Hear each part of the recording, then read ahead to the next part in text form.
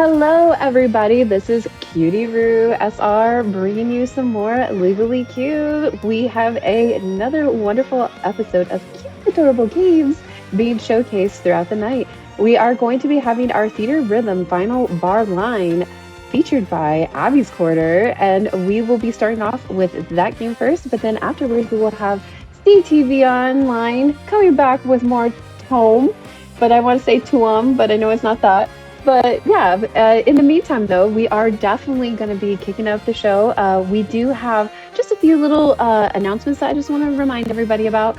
GDQX will be live from TwitchCon October 20th through the 22nd. The event will take place on the Games Done Quick stage, and it will be streamed on our live channel right now, like now. So if you want to use our command GDQX in the Twitch chat to find out more info and check out the schedule.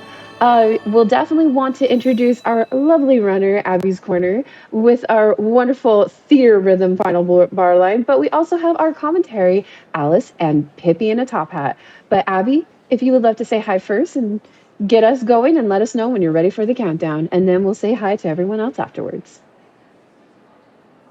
Hello, everyone. I'm back again. I was just here 3 hours ago. Oh, no. Yes, this is Theatrhythm. It's going to be a wild ride. I hope you're ready for a lot of laughter. Yeah, it's a rhythm game, all about Final Fantasy.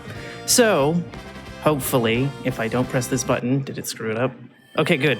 So in 3, 2, 1, let us begin the run. Woo! We start on the title screen. It's really weird. And of course, I have Alice and Pippi with me. We are the Barbershop Tritet. And yeah, it's a thing. So we start with Final Fantasy II because it's the shortest. We're trying to get to the end of Theatrhythm as fast as possible. And of course, it gives me all these characters. We're going to exclude one because we need to for a future quest. We have extensive notes and itinerary for what we need to do in the run. So we're putting our party together as fast as I possibly can. And we need one more character, not you. There we go. And then we can go back. And then we're going to skip the tutorial. Again, it's a really weird speedrun because we start this far back instead of just getting past the tutorial, but In the meantime. And from what I understand... Oh, I ahead. Just wanted to have Alice and Pippi say hi to everybody. Hi. Hi. Alice, would you like to say words first? I have some words to say, and okay. Here are the words that I'm saying, and they are words, and they have been said. Now you can go ahead.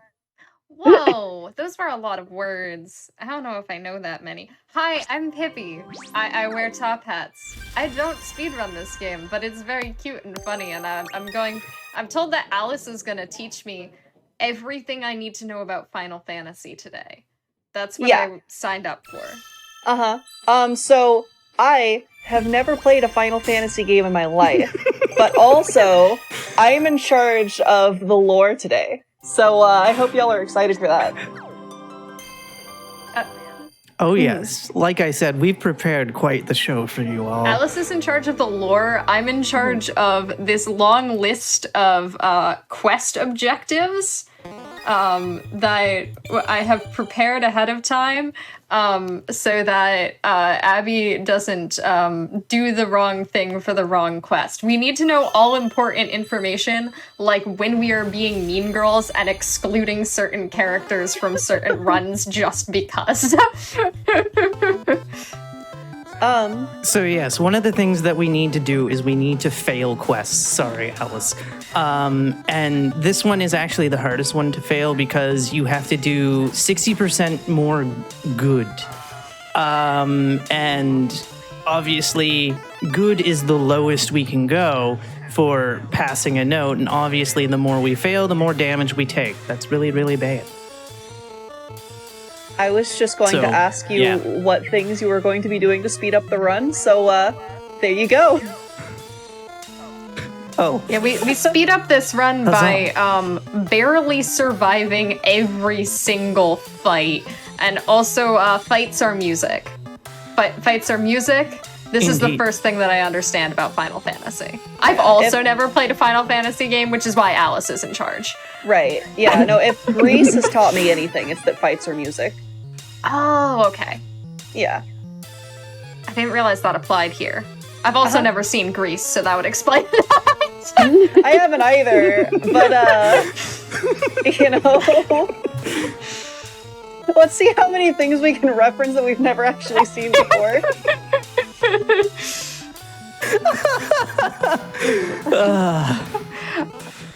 Yes. So unfortunately, we passed that quest. Very bad. Also, we don't want to perfect chain a song, because if we perfect chain a song, we get rewarded for that, and that wastes time. See, that's the whole point of failing the quest, is that it adds time. And in a 2.5 hour run, it's like, can we not add time and have less time? I also forgot to change the speed of the song. So this is as slow. Well, no, this is not as slow as it go. It can go all the way down to 0.5. What am I talking about? But I usually play at 1.6, typically. Got you. And does playing the song faster help you beat the speedrun faster? No. It does not. Okay, got it. I'm assuming it just changes the pace at which the notes appear on stream and changes about the approximate reaction time that you're used to, not how long a song actually is. It would be really funny if it changed just the entire tempo. That'd be so helpful, though. Just, like, speed it up to 2x, 3x. Yeah. Yeah. What a way to amp up the difficulty. Oh, trust me. Some players of this game go pretty crazy. The speedrun community is very small for it. It's like only like 5 people, I think. So now we're doing this one, and we need 40% lower health, or less than 40% HP, so we're gonna get hit a lot. There's a very specific order that we have to take, because obviously we want the shorter songs. And so that is also what the itinerary is for, is to also help remind me, if I need it, what song I'm supposed to do. So yeah, that is a thing. Of course, one other thing, because I was asked this a couple of weeks ago when practicing, was, is the song supposed to sound like this? Because, you know, Final Fantasy II is a game from like 1987. And yes, it is supposed to be the original hardware sounds, not like reorchestrated stuff. There is like reorchestrated stuff in here, but that's like in the Theatrhythm or in the Final Fantasy series kind of stuff, or in other titles, as we will see, because some of the other titles we'll be tackling are, for example, are like Record Keeper and the like.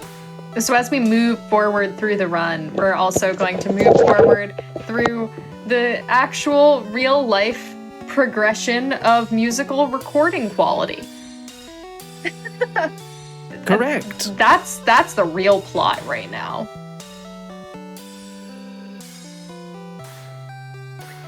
But yes, in the beginning of the game, you have an option of doing Final Fantasy 15, 5, 7, 2, and 13, I think, are the 5 That's options. how I count too. That's the order that I put numbers in. But we do 2 because it has the shortest set list out of those selections. And in order to unlock other series, we need keys. And here we're learning about field tracks. There are different tracks. There are battle tracks, which is what we've been going through so far. And now we have field tracks, which is them walking along the path. And we're going to see fancy notes that go really long, like this, and they wave and stuff. However, we still need to fail because we can't kill what Pippi titles Tantalus, but it is not Tantalus. The notes just say, don't defeat Tantalus. Yeah. Checking in on the lore here, this is when they're on their way to Mordor to throw the ring in. Oh, okay. Yeah. So this is the Ring of Power, yeah? Yeah, this is the Ring of Power. Is that what the little circle is that you need to overlap the notes with to line up your timing? That's the little circle above the flying pig's head. Oh! Yeah. Wow. Do you mean the Moogle? What's a Moogle? Yeah, that's clearly a flying pig.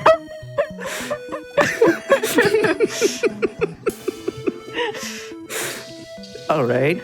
I see, because sometimes now there's two little circles, so that clearly isn't the one ring. Right. But it is very you can't safekeeping. call it the one ring if there's more than one of them. That doesn't make sense. Well, since we're on about these fun little circles and the fact that there's sometimes one and sometimes two, Abby, you want to actually give commentary about how to press the buttons? Okay. So, when it comes to buttons with arrows, you want to use the analog stick for that. And then when it comes to these, you use the analog stick to move up and down. Of course, this game is available on the Nintendo Switch and the PlayStation 4. And then for every other button, such as the green and reds, you can press any button you want. It can be the shoulder buttons, the triangle, the square, etc. It can literally be anything you want. Can it be the I pause think even button? clicking the sticks. No!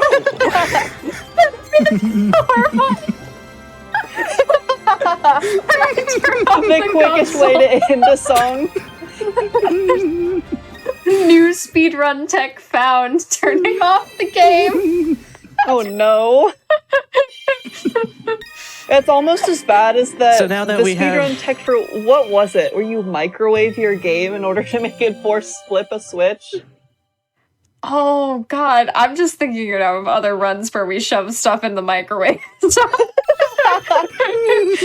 I've never heard of which one it was that you force flip a switch, but I have heard of using a microwave as a Faraday cage. Yeah.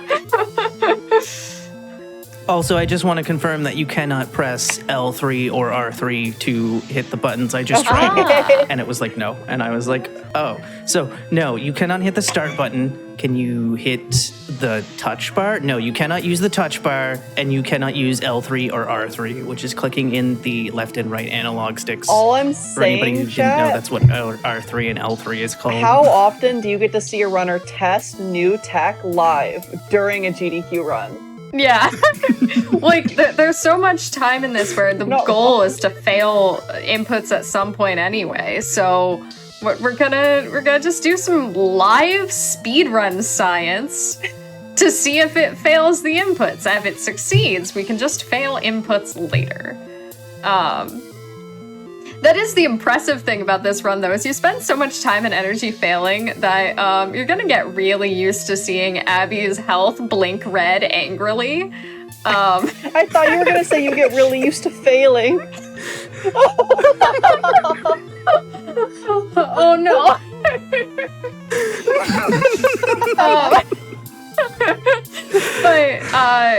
So a lot of the times when you are succeeding, it's real high stakes because how many times in practice were you one hit from death? So many. A lot. It's true.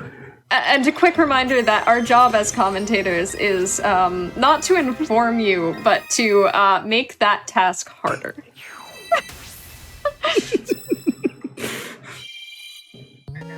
And now we play the shortest song in the game. This song is 40 seconds long because the original Chocobo theme is the same thing over and over again because he didn't make the second part yet. And also... Are we on the quest that we ahead. think I'm on? Or that I think we're on? Yeah. I can Where speak. This is the one where the chicken learns to wield a bow. Oh. Yeah. Yeah, so we can't have 60% rainbow criticals, which is pretty easy, but actually harder than you think because it's so hard for me to time to not get a rainbow critical. So I'm just like, haha. Yeah, everyone, when's the last time you played a rhythm game where you were trying to be offbeat? think Actually about sounds painful. think about how natural it is just to be on beat. Oh, look! Angry blinking. Doo-doo, doo-doo, doo-doo.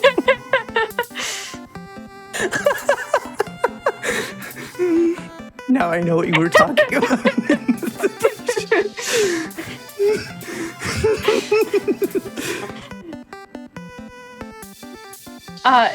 Also, a lovely update is that, yes, do not microwave your consoles.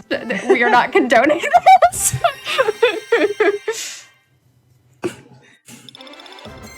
Microwaving your console will not make you better at rhythm games, to my knowledge.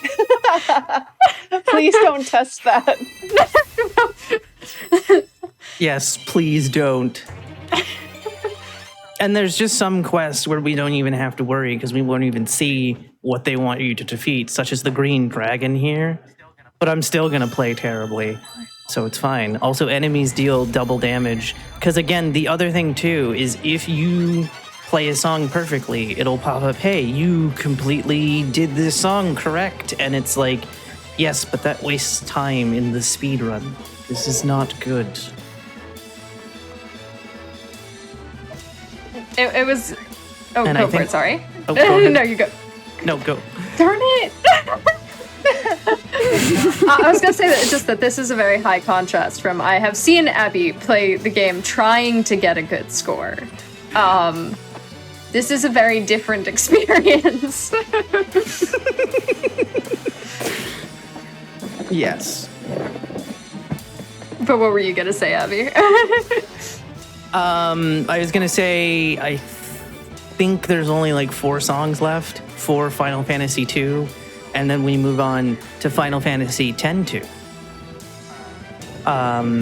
Because the order we're going to tackle this in is Final Fantasy II, Final Fantasy X-2, Mystic Quest, Tactics, Record Keeper, Chocobo Dungeon, and then Mobius, then Record Keeper, then Chocobo Dungeon, I didn't realize that. and then Theatrhythm unlocks. I didn't realize Morbius was a Final Fantasy. That's cool. Yeah. I was gonna say that I also love it when I'm just trying to count on a number more line forward. and all of a sudden my options include Record Keeper. I don't know if that goes between 5 and 6 or 7 and 18. Like, where does that go?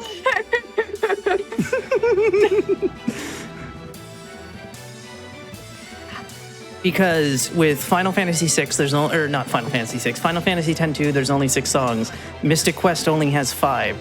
Mobius only has 5. Record Keeper has 8, but has a double pack, so I think that's 6 songs in total that we have to do for that. So we're just going for the ones with the lowest amount of songs to get to the end of Theatrhythm as fast as possible, because the game is considered complete once you have finished the final song in the Theatrhythm set. So what makes the theater rhythm set special and different? Also, my notes on this one say, we're all mean girls to Minwoo. Yeah. I love these notes that we have, the itinerary notes. They are so good. I've never been told to be mean before, explicitly. Uh-huh. This is a new experience. It's a whole new world.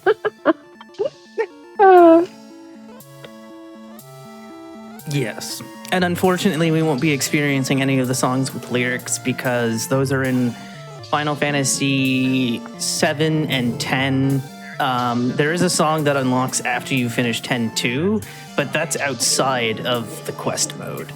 And also can apparently cause your VOD to get muted on Twitch. Oh, And really? copyright strike Oh. on YouTube. Oh. Yes, they actually put something in the EULA for the game saying, please don't stream the following songs, despite the fact that we own all of these songs. Oh, no. Okay. Yeah. We don't have to worry about that in the speedrun, because we don't go anywhere near those songs. Gotcha. Just Just can a I good just- public service announcement, though. Sorry, Can I Alice, just throw continue. out there how adorable the characters are, though? And Yes, we are All unbelievably of them. cute, and they are very cute. I love that Yeah. little floating pig.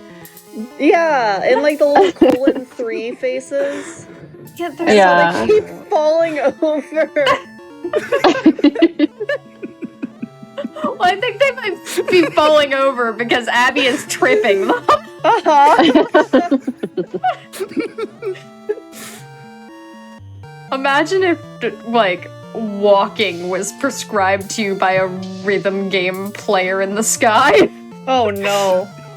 Imagine if walking was prescribed to you by a Sims player in the sky. Oh god. These are cuter than Sims, though. I've never played The Sims. Oh I yeah? unfortunately have. So Yeah. it actually has a remarkably similar plot to this. Oh, do tell. No. Who? They're I'm pretty sure Final Fantasy actually copied the plot from The Sims, right? So you see how like they're on their way to throw the ring into Mordor right now. Okay, yeah. Mhm. So after that, they go and they get a basic 1-floor, 1-story house, and then they just do menial jobs for like 15 years in order to try to like deck it out. Okay. Yeah. All right. Okay, so Yeah. we're during the time skip right now. Also, my notes for this song say, this is a casual playthrough.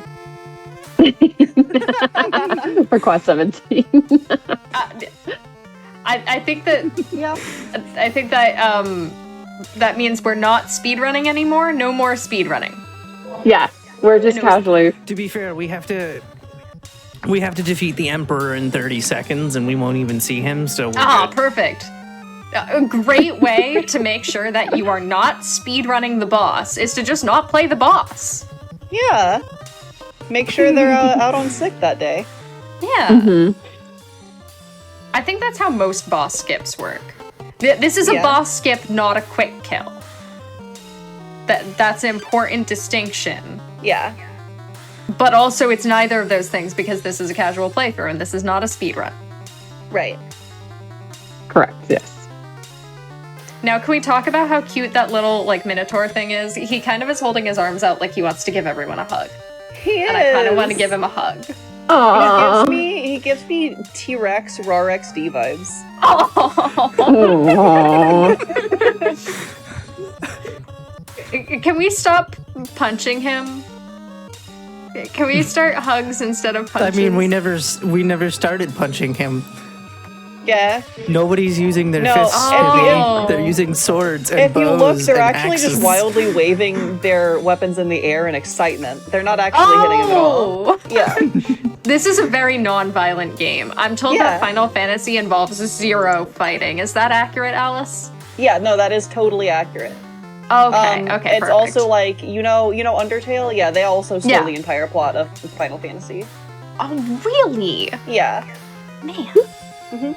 There's a lot of thievery going on. Oh yeah, no, everything if you really look into it, every plot from like the dawn of time, from like Gilgamesh all the way to Morbius, stole the plot of Final Fantasy. I did Okay. not know that this game came out before Gilgamesh. Yeah, it did. Why else do you think there's been so many iterations of it? It had a long time to work with. So for this song, in order to complete its quest, you would need to hit every note. That is what a perfect chain is. However, we're not going to do that. You want to start us Nope. off by missing a single note? Just one note. Just one. Just one, yeah. Boop. Oh, That note. yep. It's still so painful to see the really long ones missed. There's actual tech behind that, right, Abby? Yep. There's real tech. When you do that, you're failing multiple notes because we're going to be doing this in Final Fantasy X too. And it's going to allow us to fail 80% of the song, but not die because you need to clear it with 80%. But by doing that, it's like, haha. So it's a failed note that doesn't injure you as much. Although you might still take emotional damage from, as Alice said, seeing that big, beautiful, long chain note, just go, no. No, my emotional damage red bar is already blinking.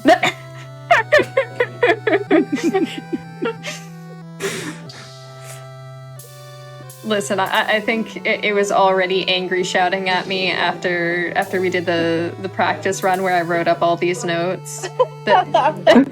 So, you know, I'm doing survival strats. That makes sense. You wanted to be Minwoo's friend so bad. I know! So mean! And it just said no. Okay, can I at least be Yuna's friend? Particularly Yuna, too? No. No, the game expressly we also can't have forbids her it. in the party. But what? But it's the second one. What? Can actually somebody tell me why there are two Yunas? Because one is in Final Fantasy X, the other one's in Final Fantasy X-2, and I believe there's a 1,000-year time I used the last skip one. between the two or something like that. How is she still alive? I think. Okay. Okay, so you know Rick and Morty? I'll Just do it. think that, No. but they stole the plot On my of phone. Final Fantasy. Okay, we found other media that I have not seen. Oh no, I'm fine then. No, I'm good. No, I have a. Oh, gotcha. Okay. So have we moved on to our next game? Well, thank now? you. Yes. Yeah, I'm using my hotspot right now too. X-2. And in this quest, we have to not defeat 5 enemies, which is very That should be simple. very easy considering that As- there's no violence in this game, so you can't kill anything. Right? Right. No comment. I can't comment. I don't No, want to thank ruin your you. dreams. I don't want to ruin your My hope. little pacifistic Yeah, my hotspot's heart. working, but I just want to make sure. So if there's no That's not violence good. in this game, You why ran at the this- beginning we of used each this for last- Oh, did you? song does it Yeah, say 'cause the then word fight?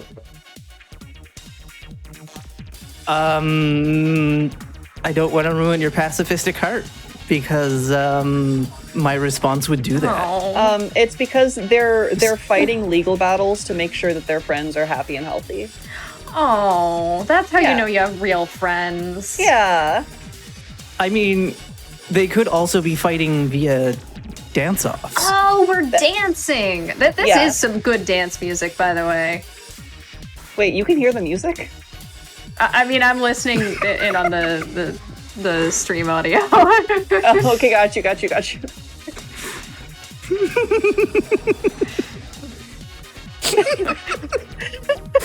I have a lot of sources of audio playing right now, but I can say that chat should be able to hear the Wee song woo, fine. wee woo, I trust wee woo. the tech geniuses that are making all this work, and that the song currently is real quality.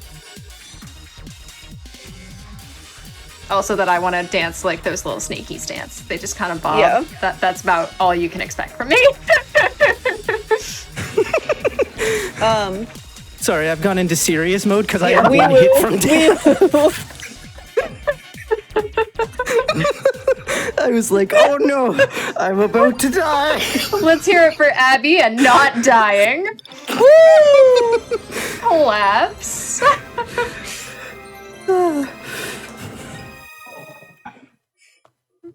Very nice. Very nice.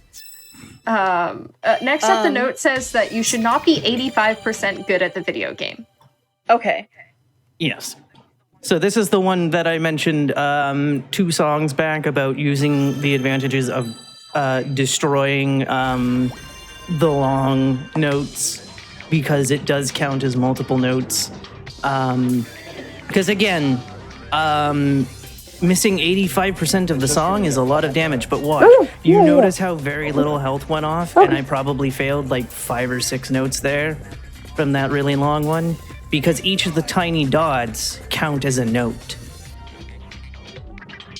Type of deal. I haven't gotten over all of your characters tripping repeatedly. I'm sorry.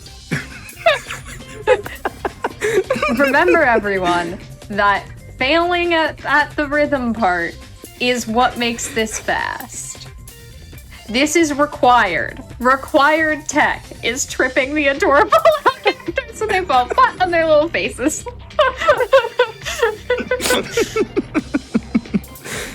It turns their :3 face into a 3 face. I also just want to point out, I just watched one of your cute little characters go just completely flung out of the stratosphere. Yeah, that happens from time to time. What a tragic life. You know, there's all of these runs where you want the smallest party possible, so you it's not a Fire Emblem thing to let party members die.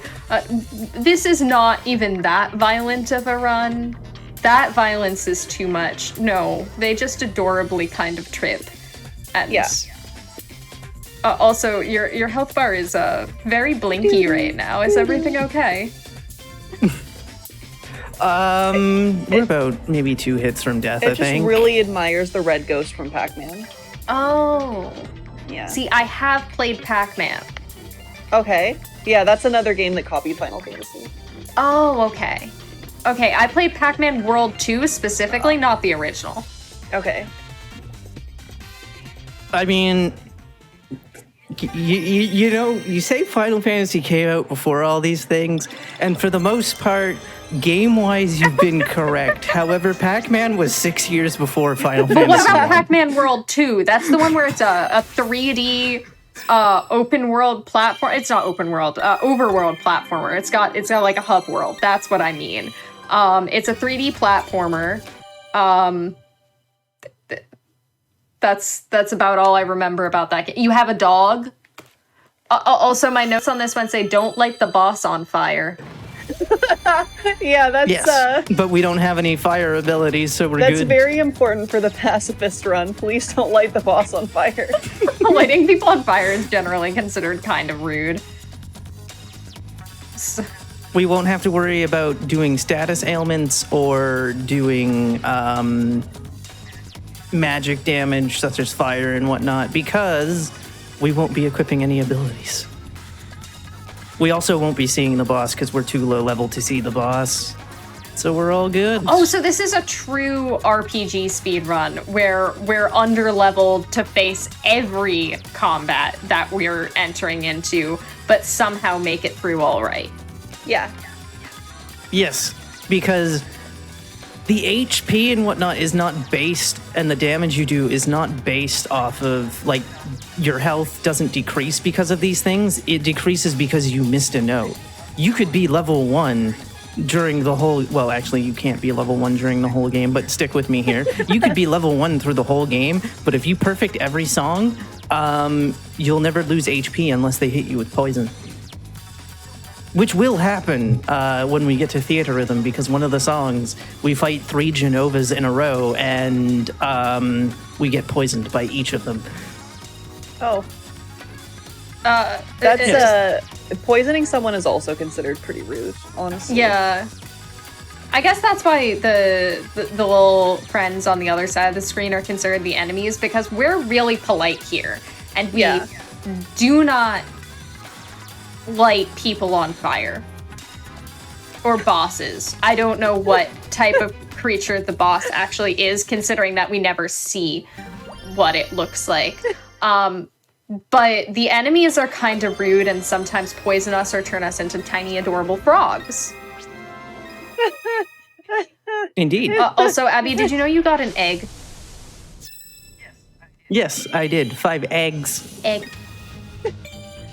So now we need to have 60% HP, or less than 60% HP. So we need to get hit on purpose for that.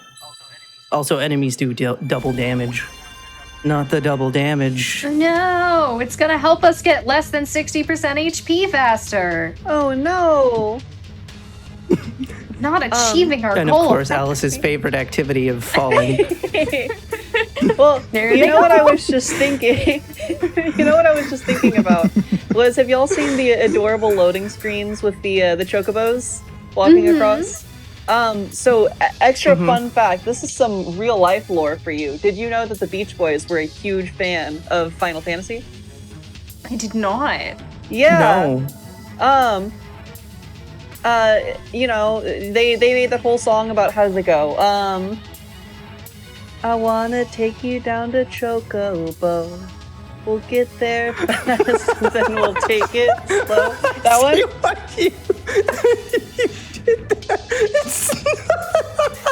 See, the funny thing is, we're breaking Abby over here, and we found more media that I have not personally partaken in. I don't know Beach Boys music, so I believe you.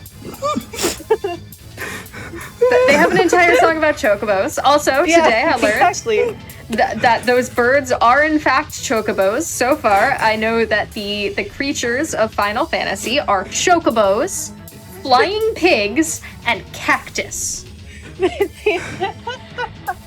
I'm so excited to get to the cactus. I love cacti. You just want to give it such a big hug. I do. I do. I really want to give it a hug. But people keep telling me that's a bad idea to hug a cactus, and I think they might be right, but that doesn't affect the fact that I want to. Well, think about it this way. There are few organisms that need hugs more than cacti, because nobody will hug them. It's true. You could be the one. It's now time to be mean to Yuna, too. Oh no, Yuna too was the character I cared about. I was invested in her plotline.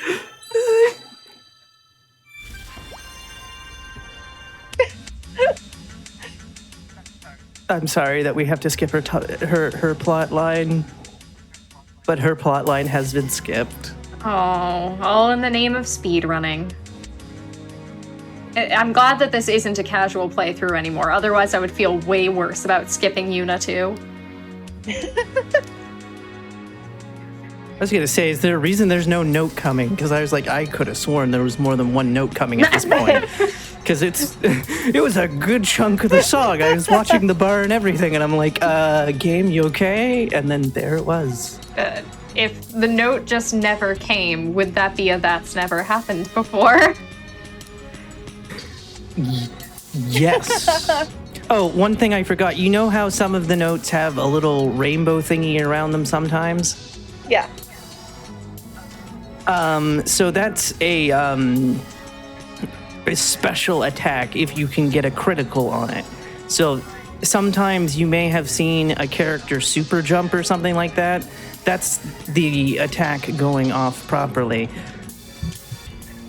And of course, when you see double arrows, that means you have to hit both sticks at the same time in a certain direction. However, fun fact, some notes you can just hit the double sticks in remotely the same way.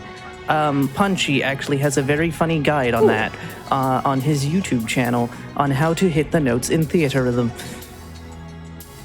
This is a good time to talk about it. People decide that what they really want to do with their time is speedrun Theatrhythm. What do you recommend, Abby, as the person who actually knows how to speedrun this game and is not just making up stories about the lore? What do you recommend for new interested runners who would like to speedrun Theatrhythm? I think you mean making up concise, accurate stories about the lore. Oh, yes.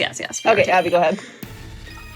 Okay, so if you're interested in doing Theatrhythm, number one, I would suggest if you want to do the Switch run, of course, get it digitally because on-cart is much slower than digital. Of course, the Switch version is going to be the slowest version because we can play this on PS5. Obviously, familiarize yourself with the game. And also, if you're not a fan of basic, there is an extreme category, expert category, ultimate category, and I think the highest difficulty has a category, though not every song has the highest category, and I don't quite understand how it goes. Obviously, follow this route, obviously, because this is the speedrun route, song choice-wise, because, again, the goal of the speedrun is to get to the end of Theatrhythm, which is going to the very last song and hitting the credits. Yes, there are actual credits, which is how this is a speedrun kind of thing. And obviously, figuring out how to best fail the quests for you is also important, because again, that's the real challenge, is failing the quests, because you will sit there for a second every time, and whereas we go through 53 songs, it adds up over time, kind of thing. Obviously, there are some RNG quests and whatnot, and also remember to pay attention to your health bar, but also pay attention to your items, because you kind of don't want to use items, but maybe when you're starting out, you're kind of like, maybe it might be a good idea, but also you got to remember how much health you kind of need. Obviously, some songs you can play really, really well because it's just like, take a hit and you failed the quest and you're like, okay, kind of thing. Again, the hardest quest in the game for a while was the fail 85% or like 85% good. And it wasn't until I think actually 2 weeks ago, or a week and a half ago or something like that, where I figured out how to fail that, which is fail the really long notes because they don't take away as much HP kind of thing. So it's kind of like playing around with that. There's no like guide for the speed run because all of us, I think, are just like, hey, we're playing Theatrhythm, why not? You know? Is kind of how it worked. I don't know if there's like a Theatrhythm community, because literally I only know one other runner, and that's Punchy.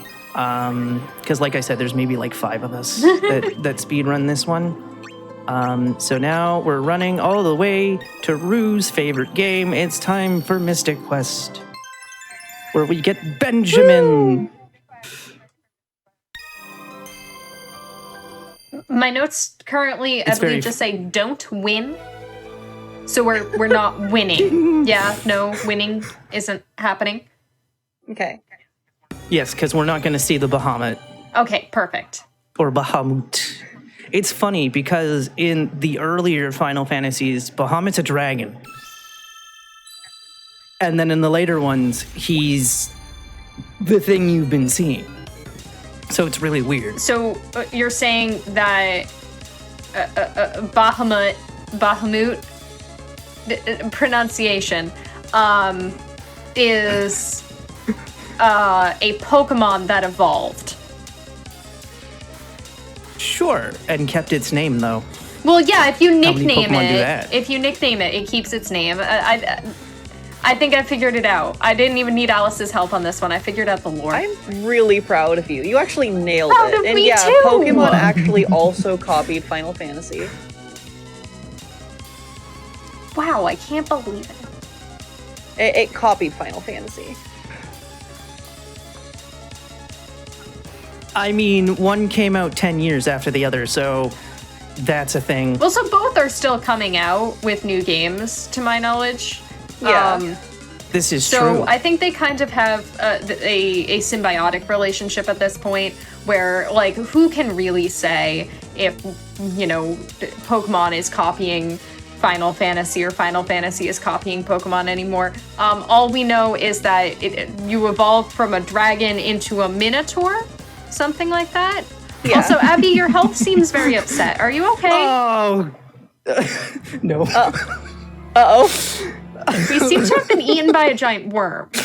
Are you sure this game isn't violent? That was unintentional.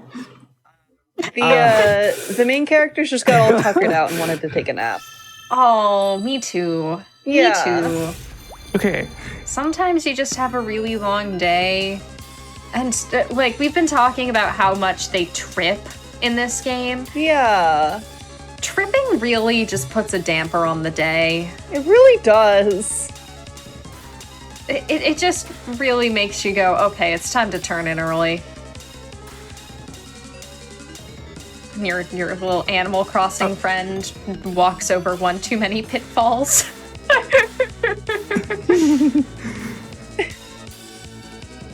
Speaking of Animal Crossing. Did Animal Crossing also copy Final Fantasy? It did. Mm-hmm. You see the flying pig? That was the first inspiration for Animal Crossing. There are flying pigs in Animal Crossing? I need to go back to my Animal Crossing town. You clearly do. They say that they have been neglected and there's weeds growing everywhere and they've all missed you and don't know where you've been. I'm sorry, little Animal Crossing friends. I was speedrunning. I've been watching Theatrhythm.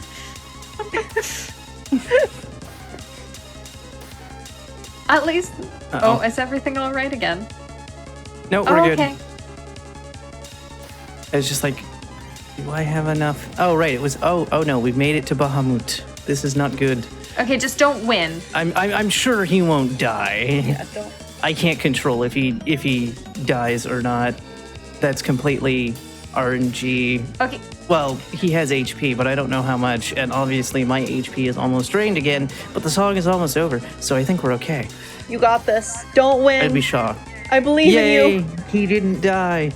So, what determines how much damage your opponent takes? Considering that this is a non-violent game and we are not actually hurting them with weapons at all. We're just wiggling the weapons for dramatic effect.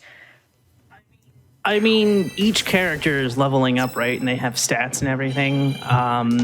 And you can get them to 999 stats, etc. And again, I'd have to go into the stat menu to see how much stats they have. But that would cost time. Don't cost time to look at how under-leveled your team is. My notes for this one just say casual playthrough in all caps. Yeah. Yes, because we have to defeat the boss, who we may or may not see. Because the Bahamut was a boss, and we saw him. And I was a little worried, but we didn't beat him, so that's good. Nobody else was worried. We all know that you know exactly what's going on. You know exactly how and when to fail tactically. Yes. Tactical failure. Except for that last song, but we're going to ignore that. that was RNG manipulation. Yeah. For the Yes. treasure chests later. Treasure chests, right? Yep. Those aren't actually RNG because we just manipped them, and we will now receive no treasure at the times when we want to receive no treasure. Fingers crossed. By the way, can I just say that Mystic Quest has bangers? Like, for real. Like, everyone makes fun of Mystic Quest all the time. But have you heard the soundtrack? It's just like, what even is this? It's so good. Like, we can also just acknowledge the fact that, like, this is a game about Final Fantasy music, and it does have some good Final Fantasy music. Yeah. Like, Indeed. making a Final Fantasy rhythm game seems like just a good decision, since the music is long beloved. Agree. Although there is also DLC packs for other games such as Xenogears, which just came out. The World Ends With You. There was also Octopath Traveler, Bravely Default. Bravely Default is one of my favorites. Chrono Trigger. There was also Chrono Cross. Final Fantasy 16 is coming, although that's still Final Fantasy. So, but yeah, that's coming at some point. We didn't get the lime green shirt for the Moogle. Aww. Was the world that never ends was Square? I'm trying to remember all the Square. Yeah, The World Ends With You Ends with, / that's Neo, what it the was. world. Often referred to as Twoey. Chloe. This one says, don't deal 3,350 damage.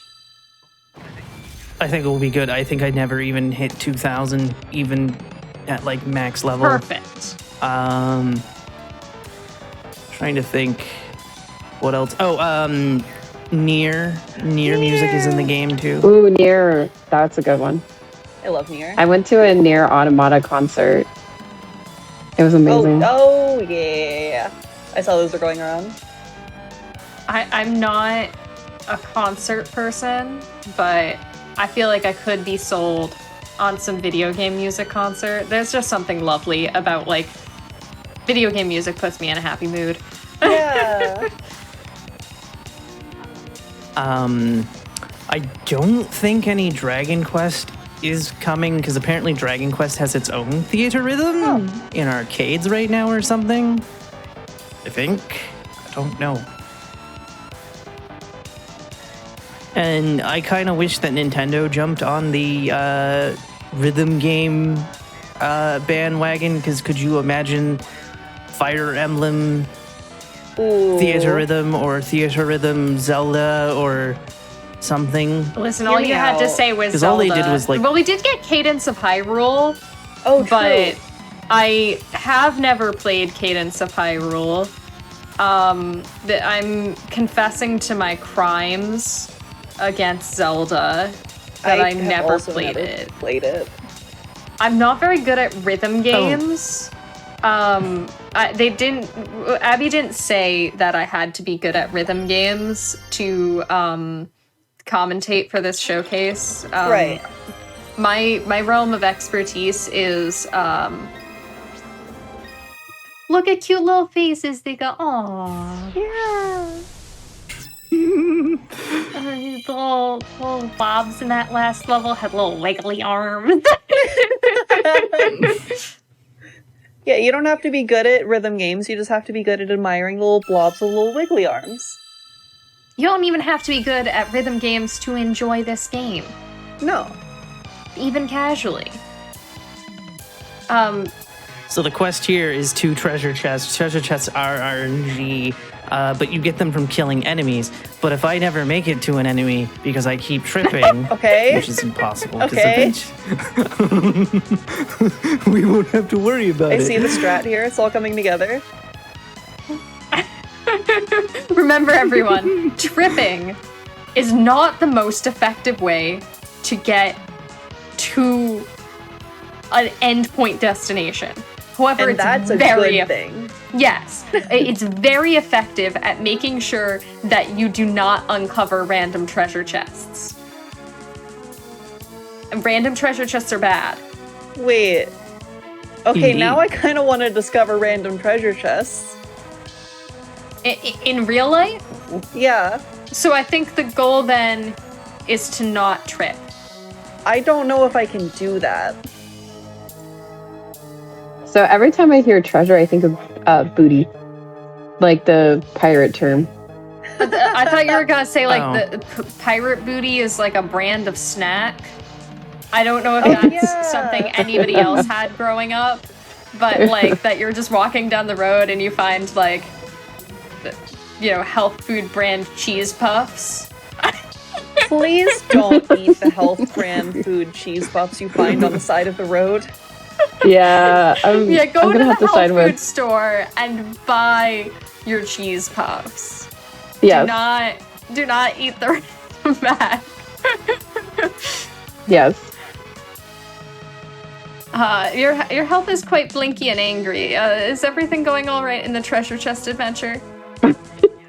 Yes, because we didn't kill any enemies, so therefore we didn't get any chests. See, Yay, RNG manip. pacifism.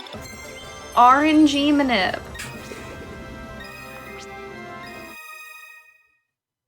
And now it says next you just need less than 80% HP. Yes, and this is also the end of Mystic Quest. I'm sorry, everybody who enjoys Mystic Quest, but they only put in 5 songs. Does that mean that there were Sad only Panda. 5 songs on the set list for I've never played Mystic From Quest. Mystic Quest. I know there's more than 5. Because I would assume that there would be more. There's usually more than 5 songs on an entire soundtrack. So, Lore Master here, what if I told you that there were in fact only 5, but it was the other songs in reverse and or slowed down and sped up? That's so cool. Yeah. Is this like when people, like music theory people, talk about how in Ocarina of Time they like achieve like the most amount of different like sound profiles possible with a limited amount of notes? That they very carefully chose songs that they could play backwards, and I have Yeah, no, great that's respect exactly it. for this definitely true fact that I've just learned. Yeah, no, that's exactly it. And Ocarina was copying Final Fantasy. Ocarina was actually copying Final Fantasy Mystic Quest in particular. Oh, okay. Yeah. Okay. And when did Final Fantasy Mystic Quest come out again? A long time ago. 95? Let me look. I want to say. Okay. So that timeline does line up. Yeah. Because Ocarina came out in 98. Okay. So that does line up. All right. I was actually really hoping that was Mystic Quest came out in the actually- 2000s, so that would not line up, but you know. Yeah, it is 1992. The Oh, release that- for yeah. Oh. North America was 1992, Japan is 1993, and then Europe was 1993. Oh. Wait, it came out in America first. Yep, yep. I thought that was Interesting. too. Interesting. That's really interesting, honestly. It's very rare that the US gets a game first, because It really is. I don't know a lot about Final Fantasy. I don't know if you've noticed, but I was under the impression that these games were made in Japan. Actually, I think this one specifically was an American developer, I think. Oh. Can confirm, Mystic Quest was developed in the US, and in Japan it was called Final Fantasy USA. Interesting. Ah. That was from Okay. chat. Thank you, chat. Wow. So now we move on to tactics. It's just like SMB2 Also, we've been all over unlocking again. characters. Where Japan got Lost Levels as 2 and we got Doki Doki Panic as 2. Yeah, and where when released in Japan, Even though I'm it's Canadian. SMB USA. Is that a true fact? Yeah. Yes. Y'all, I'm did you getting know confused. that? Did you know that SMB2 was actually a spiritual successor to Final Fantasy Mystic Quest? Interesting. Yeah. I feel like everything was, though. Except for the original Final Fantasy. The Mystic Quest was definitely copying Final Fantasy. Yeah. Right? Even Final Fantasy copies Final Fantasy. That's true. Yes, yeah. Yeah, they had a really good idea. They just had to roll with it. My notes say that we should be not killing 6 things. Now, I do have a Yes. question about that. So the enemies appear in little waves. Does that mean 6 waves of things or 6 individual things within the waves? 6 individual things. So there's 2 things in here, and then there's going to be 2 after this and 2 after that. It's literally kill 6 enemies. Okay, so that's scary. We can't get through 3 waves then instead of 6. Do you think we're gonna make it? No, Okay, we're not okay. gonna see 6 of them. Good. Your confidence is reassuring. Yes. This run is so funny to me. So, No, we're not we gonna don't- make it. Good. Yeah, exactly. There is also a Kingdom Hearts game like this as well. Only it's not cutesy. It's very different visually, but it's the same kind of premise. Was it made by like with similar development teams, or was it just like multiple companies had a good idea? I think it was the same development team, I believe. I think it's Memory Melodies or something like that is the Kingdom Hearts one. I've never played it. Completely unrelated, but can I say how much I love the little tiger leopard They're friends? so cute. The leopards, they're not tiger. Tigers have stripes, Peppy. I know what cats are.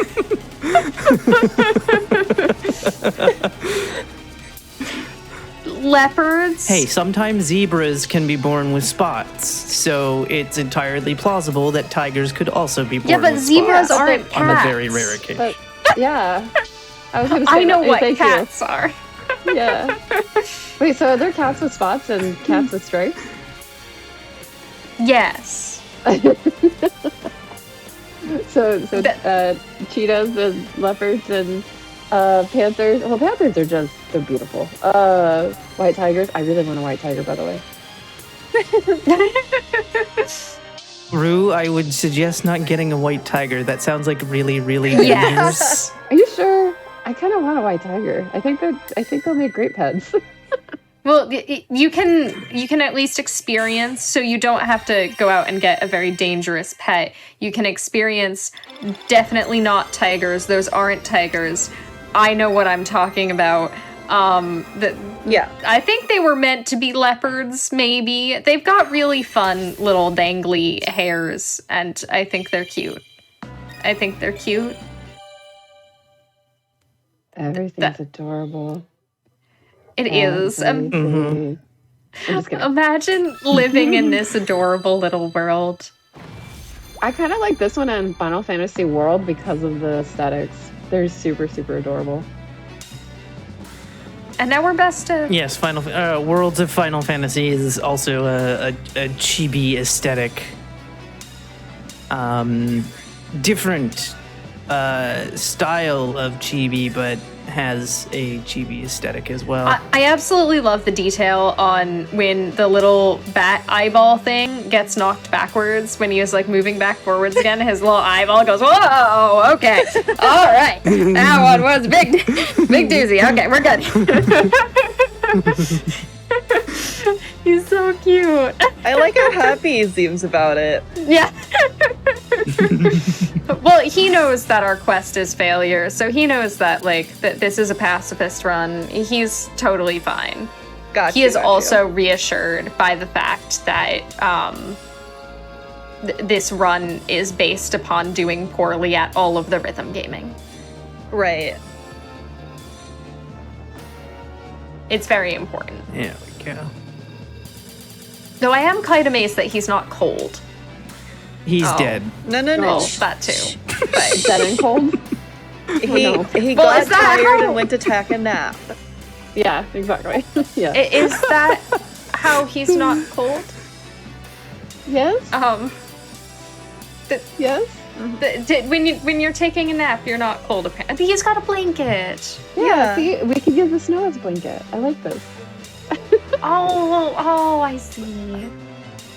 I see. I see. I like the it was a icy. pun. I see what you're I seen. That was unintentional. I see. This is in fact a very accessible speed game, considering that the only prerequisite is not doing well at a rhythm game.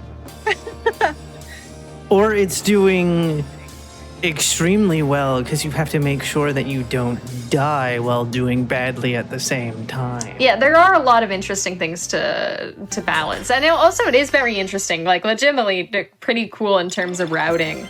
To try to route in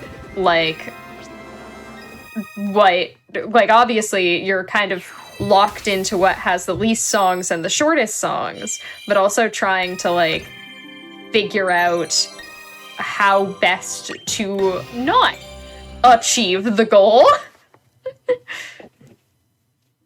My notes say we're supposed to be not picking up 4 treasure chests.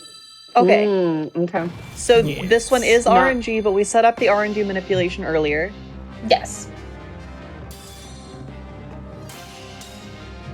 We did, in fact, set up the RNG manipulation earlier. And also, what are approximately, do you think, the odds are of picking up a treasure chest from any enemy kill? A good question. There are things that can make you pick them up. There are certain summons which we haven't equipped it at all. Some of them give you better more XP. Some of them give you better chance of doing this or this or this, and it's oh, all right. So important routing. Do not use the summon that gives you the ability to get more treasure chests. Yeah.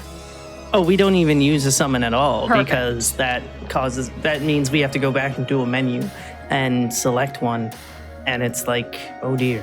Yeah, we don't need menuing our speed run.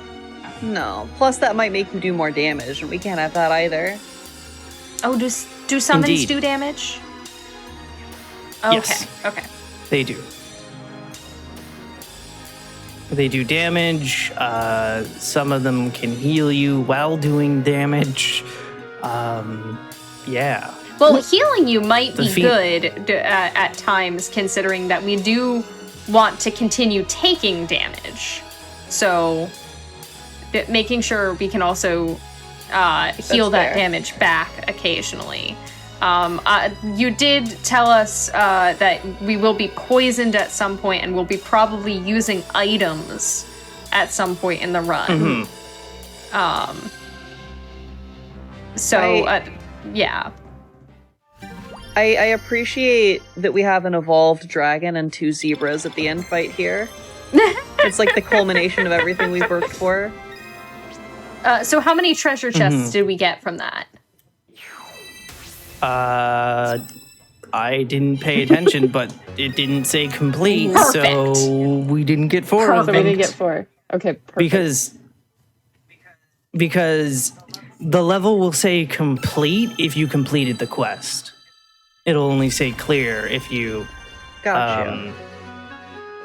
do the thing. And of course, we have no way of inflicting status ailments, so we don't have to do bad at this song, but obviously we needed to make sure that I don't get a perfect chain. Otherwise, it'll be like, you completed your first perfect chain, and the thing will pop up, and it'll be like, no.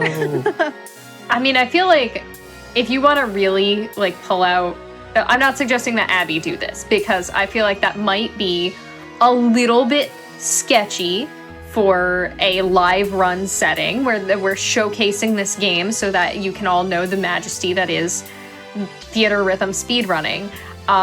But I think it might be interesting if somebody wanted to do a challenge run where you get every single note except the last one on things where you just don't need a perfect chain.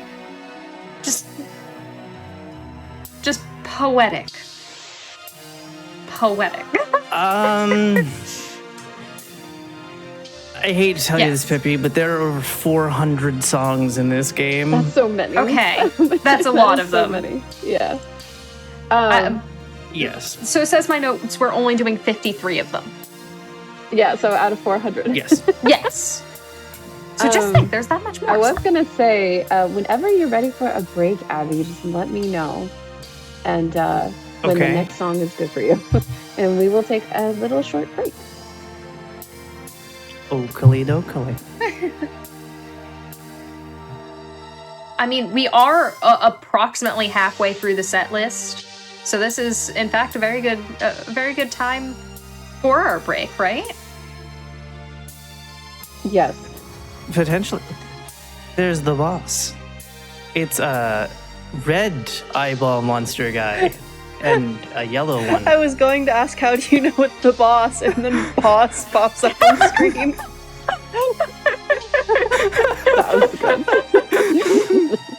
That was really I don't good. know if anybody else plays Slay the Spire, but I saw those two pop up, and I believe, I believe the boss I'm thinking of is actually called Donu and Deka. That it's like that type of thing. It's just 2 shapes. But that's all I could think of. Was like, oh, we're playing Slay the Spire now.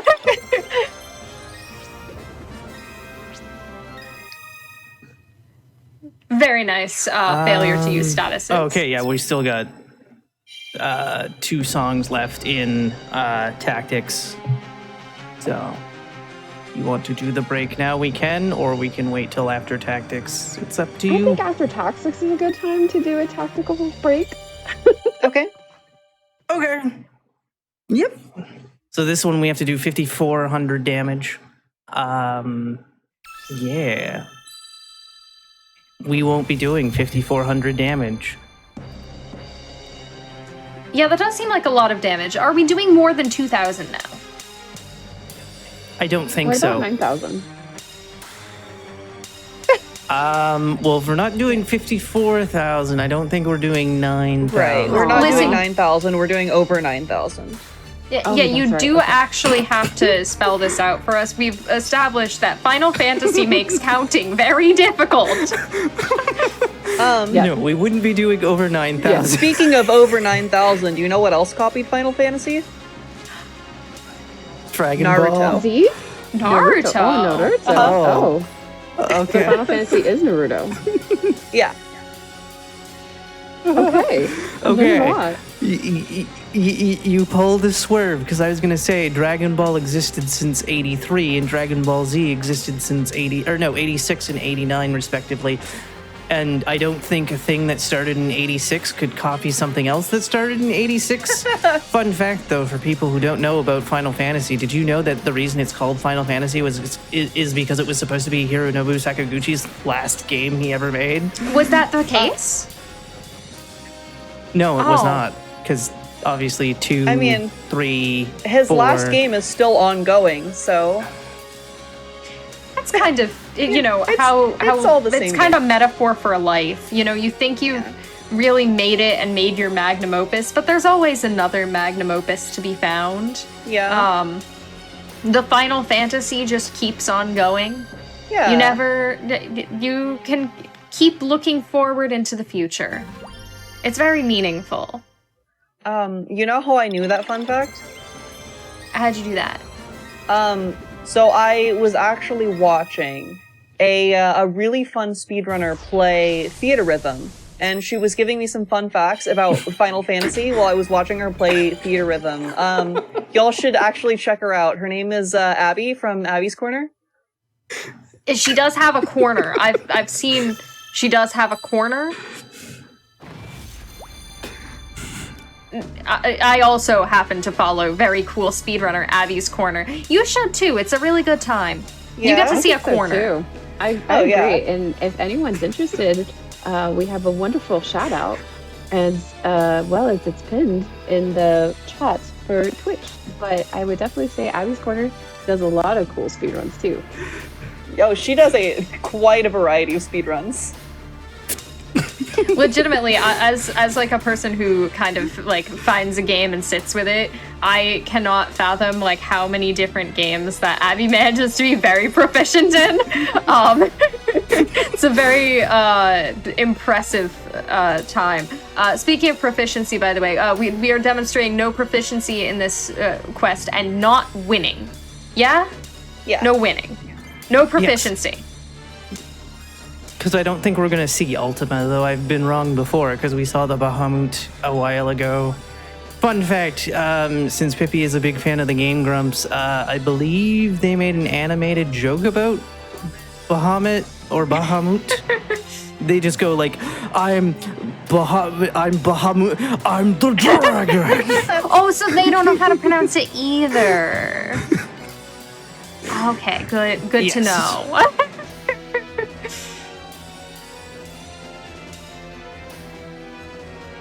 It is very good though that you have such great proficiency at knowing when not to be proficient. That is very important. Oh no, we've been poisoned. Oh, Oh, no. that's rude. That is rude. That is very rude. Can I give a shout out to the little guys at the bottom corner of the screen that seem to be all dressed up for Halloween? Because if that's not a jack-o'-lantern, I don't know what is. Aw. That is Shout a out to jack-o'-lantern jack-o'-lantern. It's actually, and a jack-o'-lantern painted white. If I don't see a picture It's- of a jack-o'-lantern that looks like this in one of my discords I follow now, I'm gonna be upset.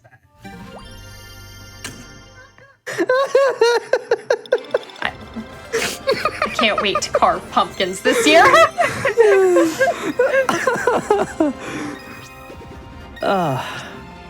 okay, so I believe this is Theatrhythm complete. Hooray! The next title has been complete. Ooh. Woo! Yay!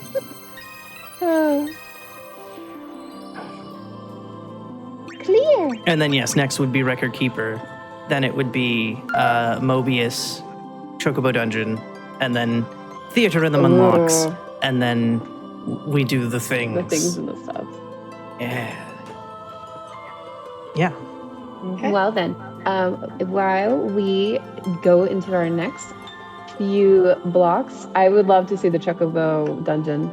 In the meantime, we'll take a 5-minute break, just a short break, just to kind of stretch, get your water, get like a blanket, cozy up, because there is going to be some more Theatrhythm Final Bar Line, the Final Fantasy that is Naruto, the Final Fantasy that is Pokemon. So stay tuned for more Legally Cute.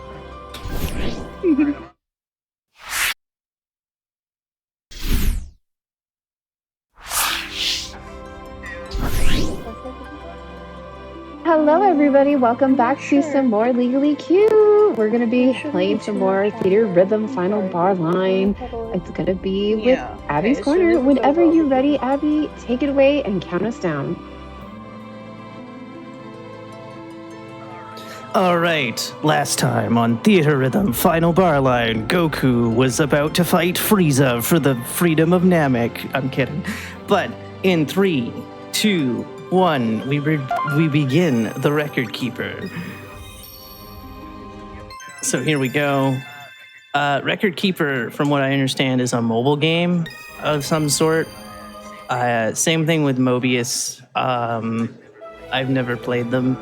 I don't know if they're going to continue to add songs, because obviously Final Fantasy VII Rebirth is coming out next year, and also Ever Crisis was a thing, among other things. So Mobius, or not Mobius, but Record Keeper is going to feature songs from other Final Fantasies, such as this one, which is from Final Fantasy 15, but it's like different remixes and things like that. So I have 2 questions for you. Okay. One, my notes for this song say that reminder to everyone, if you were not with us before the break, that we are trying to fail at everything. So my notes for this song say you're not supposed to hit any weak points. Is that actually possible for us to hit the weak points? That is a good question. No, it's not weak points. It's hit them with their weaknesses, okay. which we don't have. Oh, okay. What's weaknesses mean? Because like, yeah. So certain enemies can be weak to fire, certain enemies can be weak to lightning and whatnot, but because we don't have any spells and whatnot equipped, we can't do status effects, we can't do environmental damage like lightning damage, fire damage, etc., or hit weaknesses, because if they're weak to fire or what have you and we have no fire attacks, then we can't hit them with that weakness. Okay, so I have learned that not only is lighting people on fire really rude, hitting them with lightning, also pretty rude. Now, my second question was, if Goku is not fighting Frieza, what's he doing?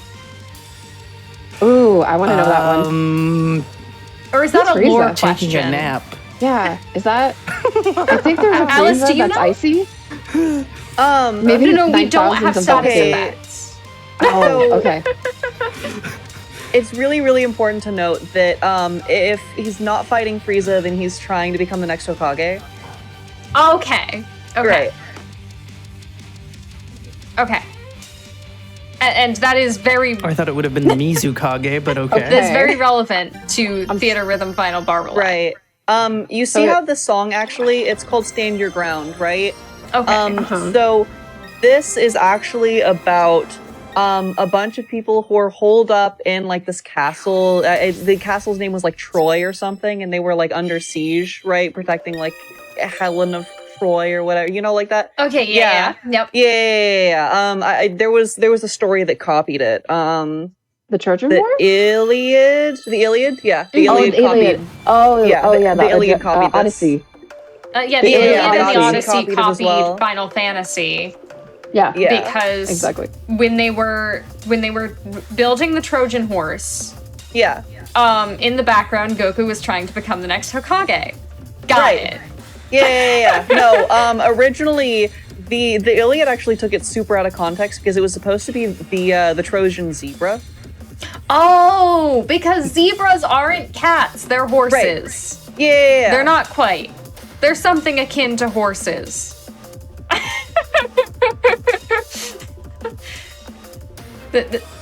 All right. Abby, do you approve of our lore? Also, how's the video game going? Well, right now I'm playing one of my favorite songs from Final Fantasy VII, though this is a remix of said song. Fun fact, there are more Final Fantasy VII songs than any other game featured in this game, because there is Final Fantasy VII, Final Fantasy VII Advent Children, Final Fantasy VII Crisis Core, and then Final Fantasy VII Remake. Okay.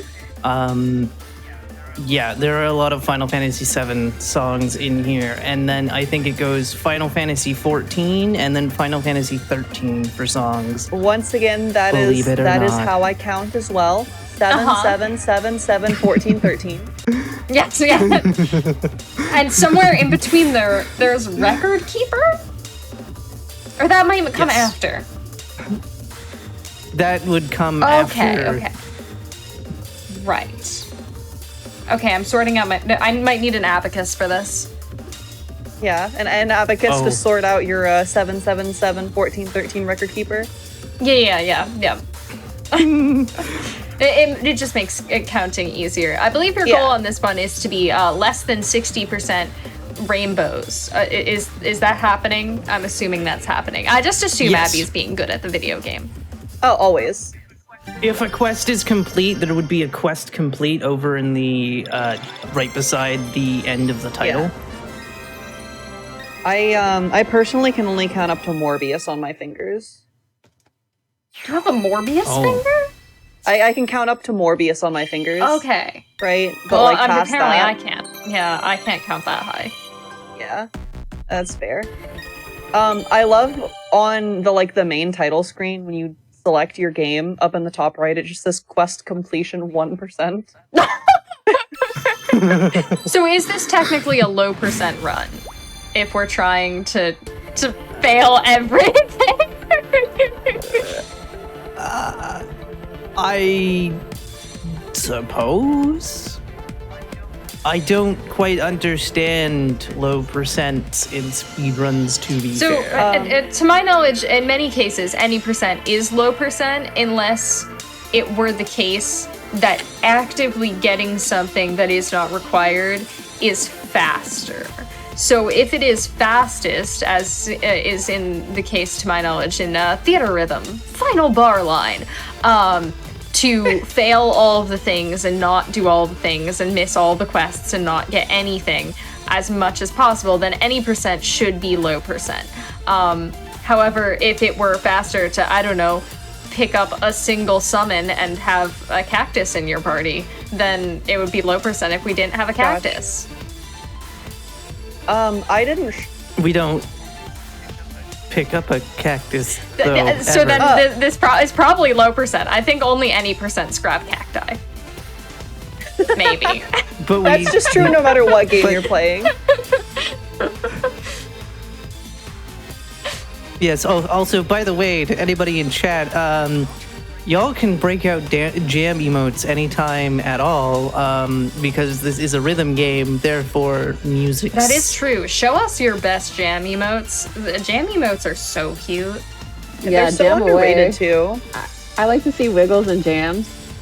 You know? Yeah. You wiggle the jams. My puns don't make sense. You might say that you are becoming the pun-isher. Oh no. I am. Oh no. Oh no. I am the punisher. The pun-nisher with Abby's corner. I didn't actually truly understand low percent until I picked up a rupee out of a chest and stared at it for multiple hours while facing backwards through a wall. But that really understood, everything clicked after that moment, you know? Shoutouts to Twilight Princess low percent. So this quest is going to be really hard to fail because I do need to have it's 90% good plus harsh judgments, meaning that judgments are harder, meaning that I can't really afford. Oh wait, no. Okay, wait. I need to pass 90% of the song. We learned this during the practice run where I got very confused. I don't remember, so I trust you. My notes just say don't be 90% good, but I might not have updated them. I tried my hardest to keep meeting minutes, but it's hard, okay? The meeting sometimes, minutes? Can I call them question minutes? Yes. I do just kind of like the thought, though, that, like, the Final Fantasy, like, your party in a Final Fantasy game is, like, going on a quest together, and somebody is just the secretary taking the meeting minutes on their, like... All right, so we're going into the dungeon to kill the enemy, right? Okay, perfect. And you're writing all that down? Good. It's all like right. one of those really big old school typewriters on one of those like wheelie desks. Bring it to your like little campfire chat. I love it. If you haven't oiled the wheels on the wheelie desk in long enough, and you just hear squeaking coming from behind your party the entire walk. Oh yeah, that's definitely something that you have to worry about and monitor. It's like a stat in your RPG. Otherwise, you not only have to worry about your characters tripping, which we've seen a lot of in this run, but you also have to worry about your wheelie desk getting like caught on something or just kind of putting people in bad spirits, because you know what? A really squeaky desk will do that to you. Yeah. We did it. Woo! Good job. We do also have a question in chat for you, Abby, about the control scheme, which is how... Good question. What do you mean how? Just did you want to talk about the controls? Should I ask the question? Yeah, sure. Well, let's ask the question more correctly. Okay. Pardon me, I'll just got here, but I can't just tell by looking at this game. How do you control it? This is a Switch game, I think. That is the question. Yes, it is a Switch game and a PS4 game. Basically, the green and reds that you see there, you can press any shoulder button and or face button. And then when you see an arrow, that is an analog stick. So you would hold the note and then hit the arrow on the last possible moment. When you see arrows, that's the analog stick. When you see holds, that means hold it down. Kind of thing. And then, yeah. And then, unfortunately, this song's not going to have the wave green lines. It's only going to have these straight ones. But when we get to a field song, I can explain that again. It's just we need to get to a field song because battle songs won't have those, unfortunately. And, yeah. It's not like the DS where you needed, where it was touchscreen to do the squiggly lines. Hitting L3 and R3 do not work. Touchpad does not work. Pressing the start button does not work for hitting notes, and neither does the share button. Because that was something that was... asked on commentary, and yes. We can't take a screenshot to hit the note. Can you imagine if we could, though? We'd just have a very interesting animation that if you compiled all the screenshots together. It's like claymation, but for Theatrhythm. Yeah. But to confirm, we are playing this on the Switch port, while there are other ports of the game. No, this is the PS4 port.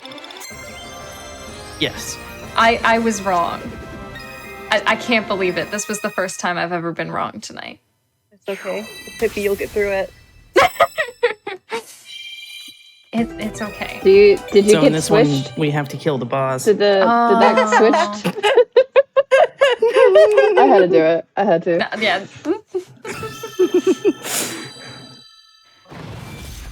So if I'm correct, our goal in this one is, are we on take damage or are we on be slow?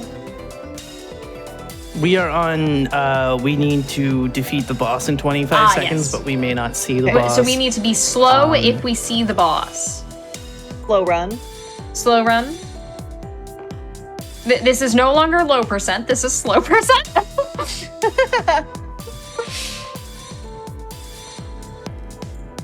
Very important. But once again, since we are very low leveled, I don't think it is possible for us to beat the boss that fast. Indeed, we would need abilities on, because there are abilities that are specifically when a boss shows up, everybody does a super attack. But again, whereas we have no abilities equipped, no summons, etc., we don't have a chance. Darn. Since you can beat the boss, does it just spawn more enemies afterwards? Because otherwise, I feel like if you could end the song early by winning the boss fight, this speedrun would be very different. No, eventually the game will just reshuffle to the beginning enemies that you fight, depending how fast you can kill things. Like on my actual profile, my team is basically maximum level, maximum stats. And yeah, it'll just reshuffle everything. Okay. Eventually. So being bad is faster. Yeah. That's Yes. also the boss. You can tell because it said boss. Oh, okay. Indeed. Wait, that's a boss? Yeah.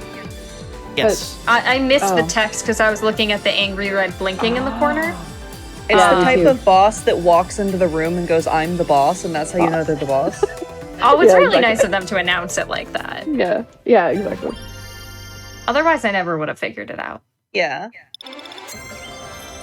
I do also would like to give a shout out once again to how adorable this game is, and that all the characters say a know. little like note when they're leaving combat. It's so cute.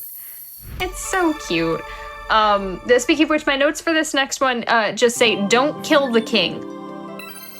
Okay. No regicide. Yes. Okay. I So don't we know who the wanna king kill the is. Are they king? gonna walk in and announce, "I am the king"? Yeah. Yeah, I think so. We're about to find out. Okay. Oh, So we go into Mobius. It's Morbin time. I hear Alice can count that high. Yeah. So that's actually the last finger. Oh. Yeah. So counting on my fingers goes So 777, 1413, record keeper, Morbius, and then I run out of fingers. Okay.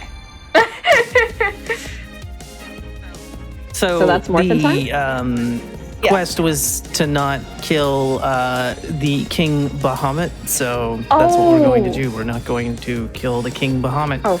Hopefully we don't see it, but we have no guarantee because we don't know how much damage we're doing. Okay. So we can see when we're a boss, but we don't know what the damage we're doing. Yeah. That is This interesting. makes a lot of sense. One would think you would want to know how much damage you're doing so that you could do as little as possible because this is a pacifist run.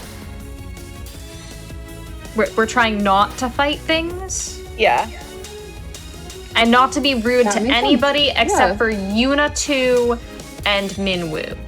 Oh yeah. Yuna, we have to be mean. Hold on. We're all mean girls to Yuna. Yep. Yep, that's Now, in are the route there- instructions. Which versions of Yuna are we allowed to be nice to? Yuna 1. Okay. Do We're we not to have be- Yuna 1? Okay. Do we have What? Yuna 1? Who's in our party? That might be a good thing to know. Who's in our party and Only does it matter? characters from Final Fantasy 2. And no, we don't have Yuna 1 because we didn't go to Final Fantasy 10. Okay, so we can be nice. We only went to We can 10 be too. nice to Yuna 1 if we ever see her. Indeed. Very nice. But does it matter who's in our party? Oh, cool. No. As long as it's not Yuna 2 and Minwoo. Yeah. Perfect. Correct. So these are just we nice go. friends. I don't know their names. Alice, what's the lore behind them? Okay. So the lore behind these characters is really important because it's the foundation for the very Final Fantasy series as a whole, right? So these characters are all asleep. And they're living out their final fantasy. But then they wake up. Oh. But did they really wake up? Ooh, okay. I Yeah, like and where that's we're the going with plot of this game. I do like this plot. Yeah. Are you turning this into an isekai? Okay, well, the entire isekai genre was just copied off of Final Fantasy. So, like, Okay. who turned this into an isekai first? I would Okay, like to know. I think that's a great question. Is Final Fantasy not isekai or isekai Final Fantasy? I don't know. I mean, Final Fantasy was Pokemon. Final Fantasy Yeah. is Yeah. Dragon Ball Z. Final Fantasy is Naruto. Yeah? The Final Fantasy is also both Gilgamesh and the Iliad, so Right. Yes, yes. And the Odyssey. and the Odyssey. Also, all of Yes, our exactly. friends were surrounded in little puffs of cloud. What status effect is that? Is that the poison? No, that's blind. But we could still see the notes. So they couldn't see. They can't see, but we can. Yes. Yes. Again, the status effects don't screw with the notes, it screws with the Right. party. So if they're blind and they can't see, it means it's harder for them to Oh, but that's a good thing. So it's okay. actually that was actually very kind of the enemies to make sure that we don't accidentally deal damage to them. And then that fog around their face is actually meant to be a metaphor on whether or not they're actually still asleep and living their Final Fantasy, or, like, if it's all a dream.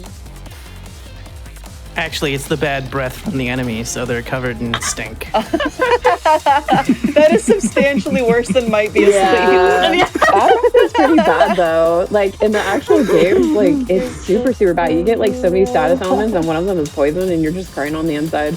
And one's darkness or something like that. Like it's where you can't like use physical attacks. I don't know. I remember in Final Fantasy X that happened a lot, and I was like, in the Great Plains or the Calm Lands or something weird like that, where there's a lot of land and it was calm. And yeah, those creatures roamed and they were mean. A lot I'm of just bad deaths. sad that we didn't get to spend more time with that what appeared to be a roller skating turtle. Right? Fun fact. You know how the Beach Boys were really big fans of Final Fantasy?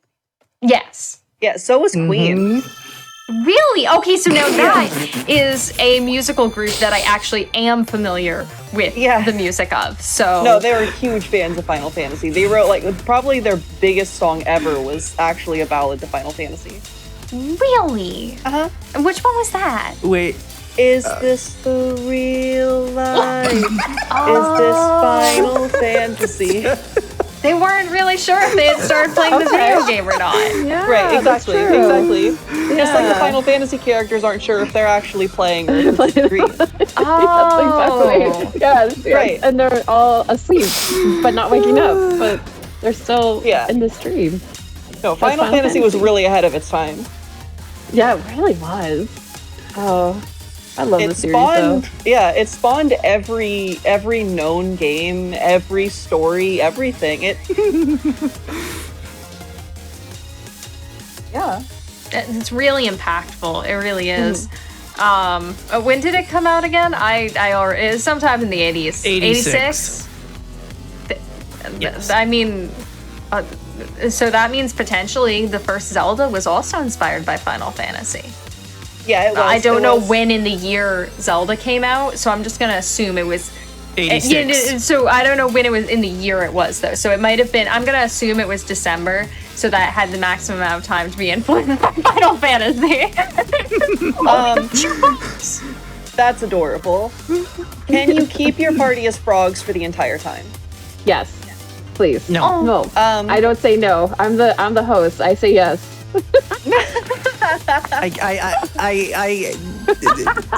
It's a status effect. I can't guarantee these things. But it was so cute, and they wiggle and they don't do any damage, and that's really good for our pacifist run. I love watching frogs wiggle. Yeah. So those 4 frogs, you know the winds from Wind Waker? Yeah. Oh, like the cyclone frogs. Yeah. Uh-huh. Yeah. Okay, now we're this was the talking first about game they Zelda. appeared in. This is a language I understand. Right. And you see the flying pig that's carrying the one ring on their way to Mordor? Yes, we're still on our way to Mordor, aren't we? Right, yeah, no, you're still on your way to Mordor. Long walk. So, this may surprise you, right? Okay. You know what that pig's name actually is? Is that Navi? No, that's not Navi. No, that's not Navi. No, this okay. this pig has a massive glow up from this game to the game that copies this one, Zelda. Okay. That pig's name, Are you saying that it's canon? maybe. So the one ring of power corrupts whoever carries it and turned that little flying pig into Ganon? Yep. Okay. Yes. I was makes thinking sense. Charlotte's Web, but hey, we could go with Ganon. I think Charlotte is. That's Charlotte's a This spider. is- Wait, what's a big name in that? Oh, Wilbur. I think he's Wilbur. yeah. It's Wilbur the pig.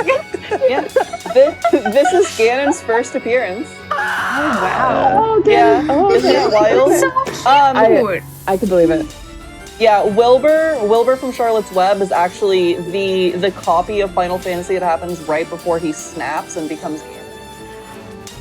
Oh my gosh. Yeah. It was the loss. It was the loss of Charlotte Yeah, as exactly. a positive force in his life that really made him go, well, I'm gonna take over Hyrule. He thought it could spill could fill the spider-shaped void in his heart. Are we spilling spiders now? Please don't. That sounds terrifying. I'm not very afraid of spiders, but also like I prefer to deal with spiders one at a time That's with fair. a very nice little cup and a piece of paper and moving them slowly outside of my space. Very, If very I fair. was covered in spilled spiders, I would not be a very happy. Okay. I would not be very happy. What if they were spilled spiders, but they wove dresses for you like you were Snow White? Does that happen in Snow It does White? now. I'm still gonna say I think I would rather not be covered in Okay, sounds good. Okay, yeah, the magical spiders. My notes for this this song, by the way, a reminder that we are playing a rhythm game and the music is very good. And Abby's doing a fantastic job continuing to play the rhythm game while we are doing whatever we're doing. My notes say don't earn a stupid amount of points. I Yes. don't know how much points. 900,000. 900,000? That's a lot of points. Don't earn that much. Indeed. Don't do that. Can we get 9,000? We're already past 9,000. But I just only want We're 9,000. We're way We past hit 9,000. over We did 9,000. 9,000. Whoa! Whoa! Wow. That's how it ties back into the whole Goku thing, right? Yeah. I'm following along. I'm taking notes. Yeah, no, you're really getting the lore of this game down. Yeah. This is going to help when I then don't play a Final Fantasy game again. This lore doesn't quite. I feel like this lore is a tactical way to mystify the quest of what we are achieving with the Final Fantasy universe. Well, so I guess there's a lot of lore that's not explained within the games. Yeah. You really have to play like the side content, like Final Fantasy Theatrhythm Final Bar Line, to really get the full deep lore experience. Right. You also have to make sure to play Final Fantasy Skyward Sword to like really get the Oh, is that a Final Fantasy game? Yeah. That's news to me. Who knew? So I guess I do play Final Fantasy. Oh, you do. Yeah. Yeah, I thought I saw you speedrunning some Final Fantasy the other day. Yeah. I do like that we get to see some little dragons now. I like dragons. I'm so glad we Indeed. don't fight them since this is a pacifist Right. game. I like that you just chill with them for a while, and then they leave, and you get excited. Yeah, it is kind of cute. And that was... Oh, no, continue, sorry. I was going to say that is it for Mobius. We now move on to Chocobo Dungeon. Yay, Those are the Dungeons! birds! I love the birds. The So- birds is a word. We're going way down to Chocobo. Chocobo Dungeon. Yes. The little bird is so cute. Sorry. Can I hug the Bermuda, Bahamas, come. Come on. Thank you.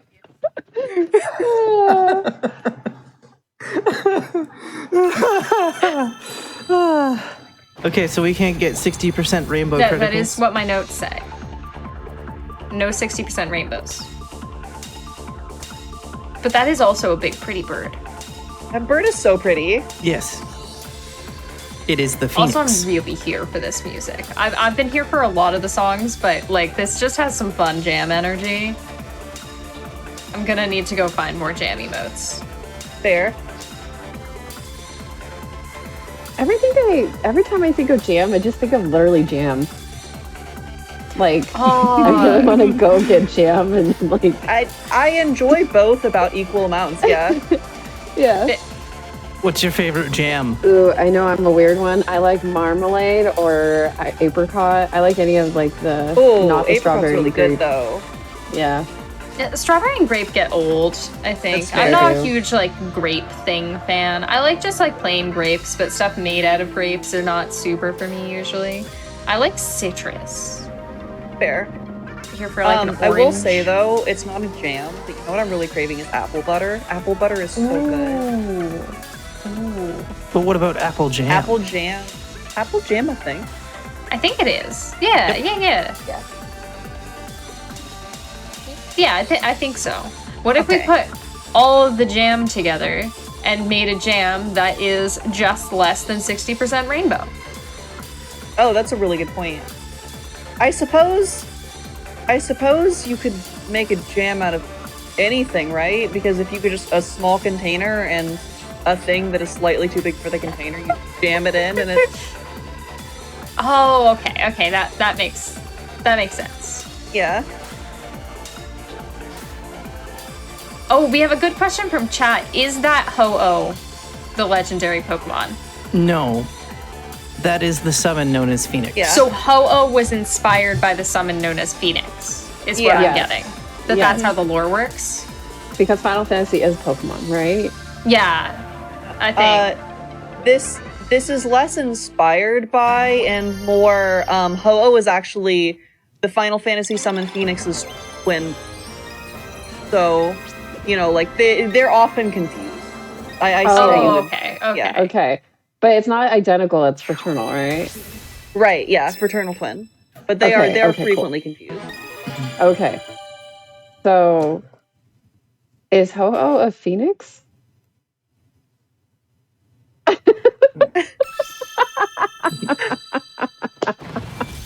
Maybe. I wish I knew. I don't. Ho-Oh My is whatever it Pokemon. wants to be. That's true. Pokemon, as much as I do care for Pokemon, I don't. I'm not super educated on it. I did have more of a basis going into this on Pokemon than I did on Final Fantasy. But you know, now I know a lot about Final Fantasy. I might need to go get educated on more Pokemon facts after this. Right. So if anybody has any fun Pokemon facts, I could really use to like brush up a little bit. No, that's super fair. Did you know that Piplup is a water Pokemon starter for Gen 4? I mean, I knew most of those things, except if you asked me 20 seconds ago what gen is Piplup from, I think I would have said 3 and I would have been wrong. But thank you for educating. Yeah. No, Mudkip is the Gen 3 water starter. That does And, make sense. It actually makes a lot of sense that you wouldn't know Pokemon super well, considering Link's lifelong feud with Mux. Muck the Pokemon? Yeah. Oh. I didn't know that. Yeah. No, listen, whenever he sees them, he just gets so mad. He can't even say the name Muck. He just ends up calling them like you know, like. Oh, okay. Yeah. Like Muck Muck, or like Muck Muck like yeah. Oh, Like- we have cacti! Like we that? have cacti! I'm sorry, I need to acknowledge the cacti. I love the cacti. Okay. Cacti! Yeah, dancing cacti is adorable. I agree. Somebody on Twitch must have it. They're called cactars. Oh, cactars, that's right. They are cactars. Somebody on Twitch has got to have a jam emote of dancing cactars. Oh, please, please, please, please. I would be so happy. Do you know who else I like is Tomberry? The little Tomberries. They're super cute. We've seen quite a few. We've seen quite a few Tomberries, including a king Which ones Tomberry. are Tomberries? Tomberry is the giant bipedal turtle with a lantern and a knife, though it looks like a spade in this. Okay, I think I know which one you're talking about. I'll point him out when he comes back on Okay, screen. good. I will say that the little slime friends kind of look unhappy.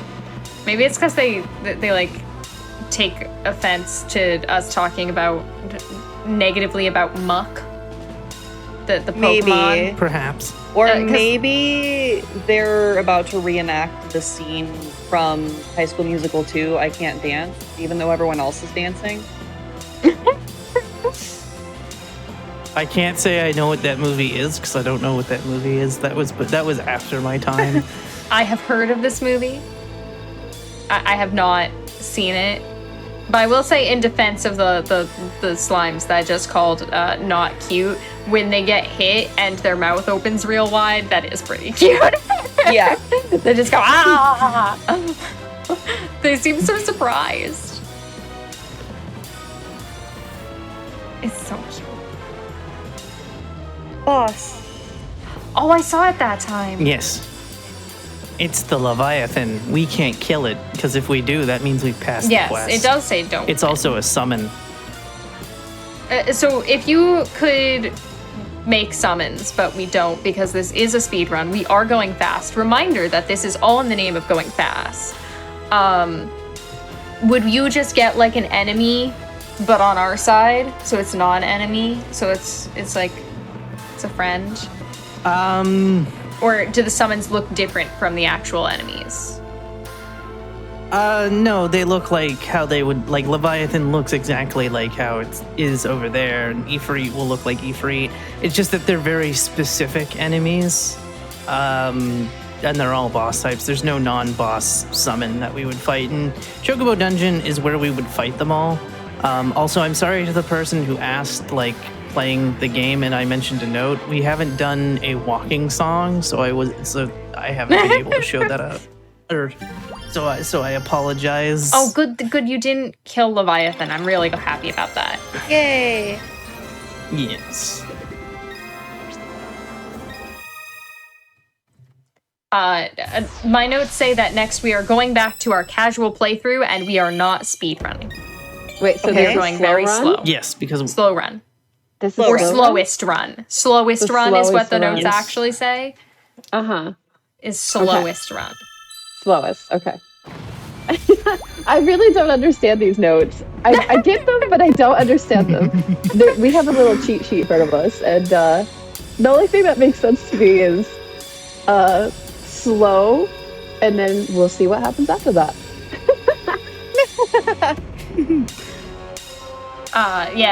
Some of them, I think I did my best to make them very legible so that we remember the very important things in the run that make sure that we don't lose time.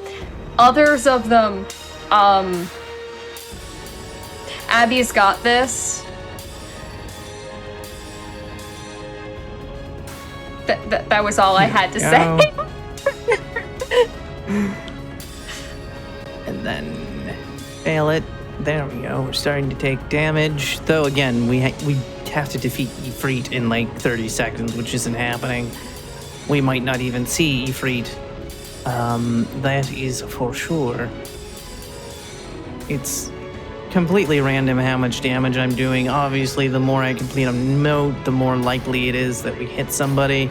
Although, even if I miss the note, they're probably still getting hit, but we would also get hit as we see rolling there.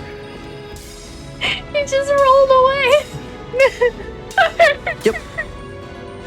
Reminder that this is legally cute, and they are very cute. Agree. So Pippi and Alice, when are you picking up this game and we can race the speedrun? I would love to see that. Here's the problem: is that the second that I pick it up, my lore becomes less accurate for it. Is that how lore works? Yeah. Oh. Are you sure about I that? am. I am 100% sure. The lore book told me so. Oh. I See, I was just gonna say, I can't pick up running this game because I'm not very good at rhythm games, and I would probably end up failing a lot.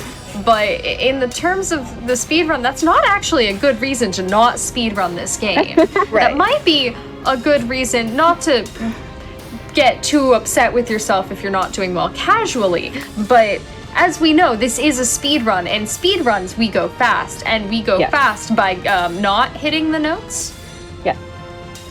But so then, yeah. And we're not causing damage either. Yeah, Yeah. Makes total sense. And Ho-Oh might be a phoenix, I think. Yes. Oh, might be a phoenix, but you have to ask it yourself. Okay. So you have to go find the legendary bird and ask it a question? Yeah. Interesting. That might be a little bit hard. I don't know how that's gonna fit into my personal schedule. Listen, if Ash threw a rat at a legendary bird and it lived to tell the tale, you can ask it if it identifies as a phoenix.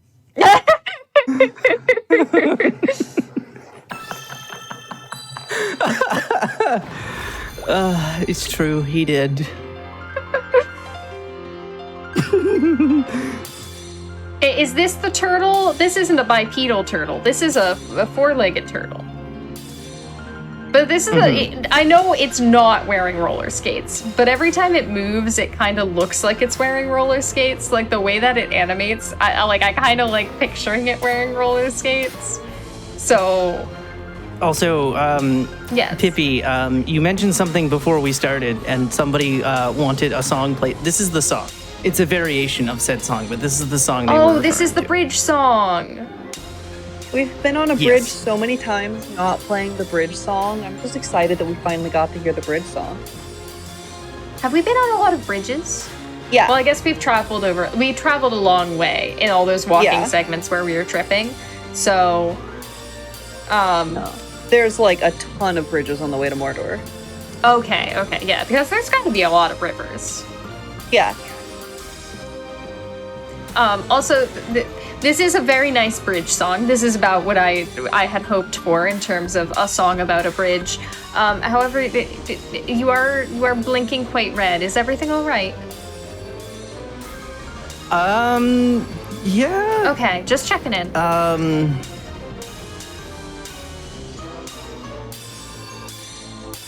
I'm not panicking yet. Okay. I'm blind by bad breath again. Oh no. Okay. Okay, well that's good. That means you can hit all of the notes. You just need to have less than 80% HP. And, like, there's not numbers on the screen. Everything okay? Oops. Oh no. Oh no. Is everything all right? Oh no. We get to hear the bridge song again! That was intentional. This one's for you, Pumpkin. Well, to be fair, you did achieve the goal as set out by the notes, which was have less than 80% HP. And now I get to see a roller skating turtle again, and I really like a roller skating turtle. But it doesn't have Yeah, roller but it skates. moves like it does. Look at him. Look at him. He kind of like picks up his feet, like he's like, whoa. Yeah. Oh, He who put the doesn't roller have skates roller on me? skates. He doesn't have roller skates yet. Yeah. Oh, like he looks a little bit like somebody like gave him a light tap, and he was very unsure about how this roller skating thing was gonna work, and like especially like when he's moving back to center, he just kind of like shuffles a lot. I love him. He's great. Yeah. He's great. I love him. I love the cacti. Okay, which one? If you had to save one. Turtle on roller skates or cacti? Oh, put it. Oh, you're right, you can save them both. You managed to get them both. Yay! Yay! Don't make me choose! Because I'd have to choose the cactus, because the cactus is my best friend, and it's really rude to not save your best friend. That is fair, yeah. But wait, I thought Piplup was your best friend. Piplup's up there, but I'm best friends with the cactus. Yeah. Has anyone seen Centaur World? I have not. Okay, well, literally everything in Centaur World is a version of a centaur, and to indicate that, everything just has tar at the end of it. So whenever I hear cactar, I'm just like, a cactus from Centaur World? It's half horse, half cactus? Yeah, that's how it works. That being said, I highly recommend Centaur World. It's fantastic, but the world building even goes so far as they look at the grass too close and realize that it's also like part centaur. That sounds like a terrifying world to live in. Uh-huh. Yeah. I'm just gonna smile and nod. Yay, we did it. Huzzah! We beat the bridge! Also, that was the all-important quest number 42. The answer to life, the universe, and everything. Do we feel enlightened by the bridge? I do, actually, yeah. I've learned a lot today, and I think the bridge has been a good teacher. All right. Now we move on to Theatrhythm itself because we have completed 7 titles. And it's going to warp us directly there. Oh, that's helpful. Thank you, game. So it's like... Go directly to Theatrhythm. Do not pass go. Do not collect 200 chocobos. Do collect 200 chocobos. They're adorable. That'd be a lot of chocobos. Yeah, that's a lot of chocobos. Well, maybe that's why you don't... Oh, hey, it's that song again. Maybe that's why you don't collect 200. Maybe that's why they're just telling you to temper it, okay? Collect like 3. You can make do with 3 birds. 200's a lot. Indeed. So We're toads. we're toads. Look at them bounce. I love you so much. And now we're not toads. But I wanna. Can we be toads again? I don't know. It depends if Gilgamesh turns us into toads again. Please turn us into toads again. Gilgamesh, please. My notes for this one say this is even slowester run. So we're continuing our casual playthrough. And I think being toads would be really good at not dealing damage to the boss in a quick and meaningful manner. Yeah? Indeed. Though we are not in boss fight yet. And there's a good chance that we may not see boss. I mean, that would be a good way to not beat the boss in a quick and timely manner. Yeah. Mm-hmm.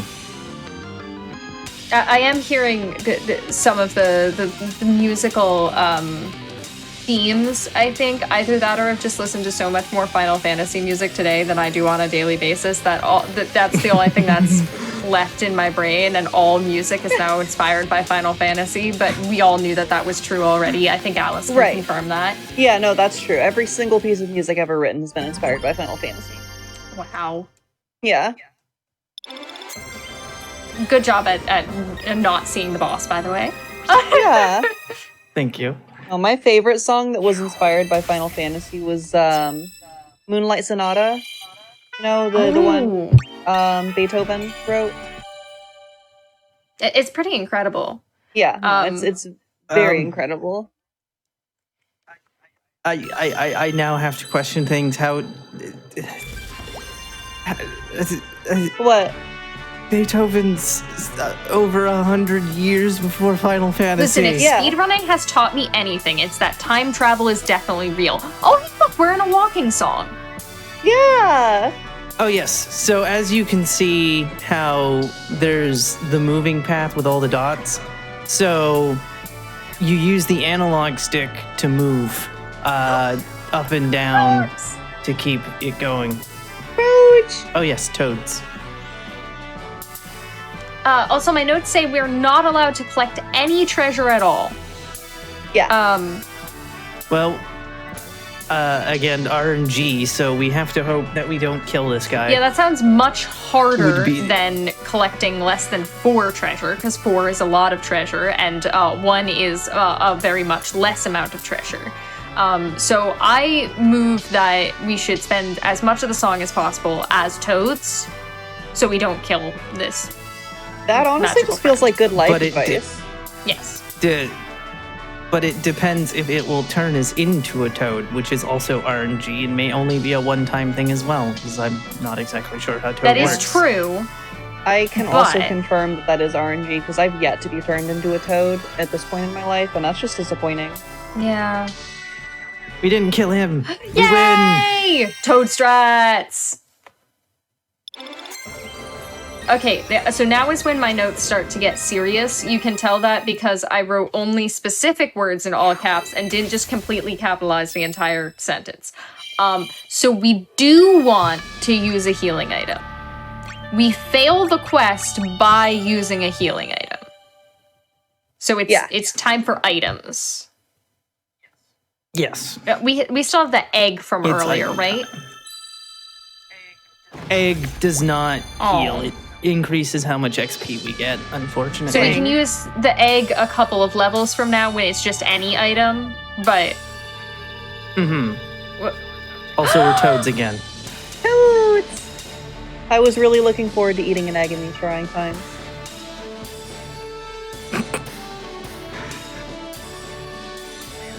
May I offer you an egg in these trying times? This has been the Theatrhythm experience I really needed in my day. So, Chad, I have a question for you, even though I can't see you. What is your favorite Final Fantasy? Oh. You were gonna ask what their favorite egg was.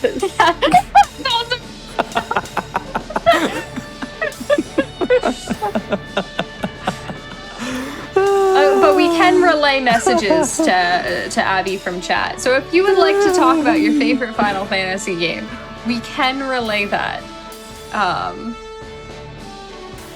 But you can also tell us what's your favorite egg. I don't know what my favorite egg is. Deviled. Oh, deviled eggs are good. Yeah. We got Final Fantasy 6, Final Fantasy 13. These are numbers. Yes. Abby and Alice, you have to tell me if these are very, very good takes. Okay. Because I don't know this. I need to know from gameplay-wise and lore-wise how good these takes are. Right?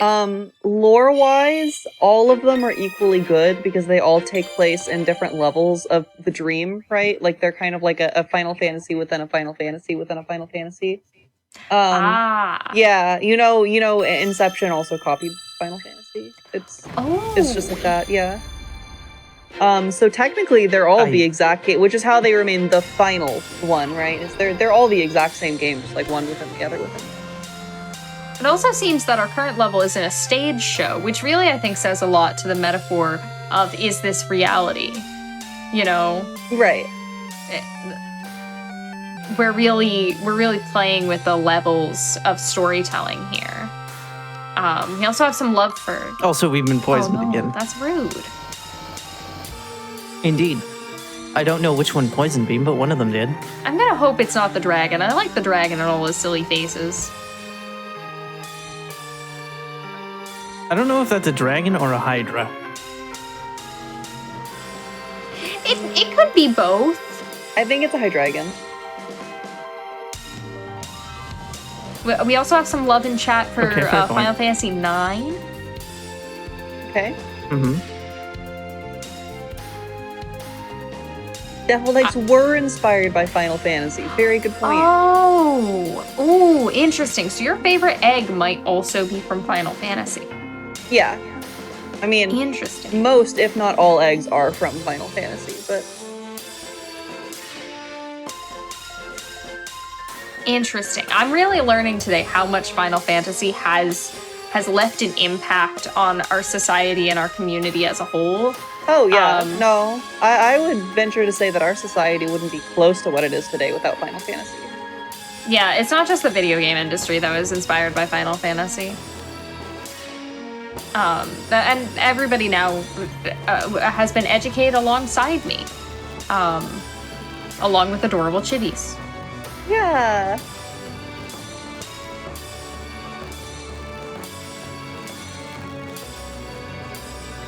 So I know that I've been educated during this run. That I would be curious to know, Rue, how your experience is. If that, like, I may not have seen any of Final Fantasy before Theatrhythm, but you didn't get to see all of the practice runs that went into this. So, what are your thoughts on Theatrhythm and eggs? Did we lose Rue? Oh no. Uh-oh. Oh no! Oh no. Oh no. Well, I also forgot how long this song was. have we killed less than EG 7 long things still? Because that's all it says we have to do. I believe so, yes. I think we've only killed 2. Excellent. I think. Plus we're fighting a boss right now. So we're not gonna beat the boss. I mean, potentially. We could beat a boss. Have we beat one yet this entire run? I don't think so. This could be a first.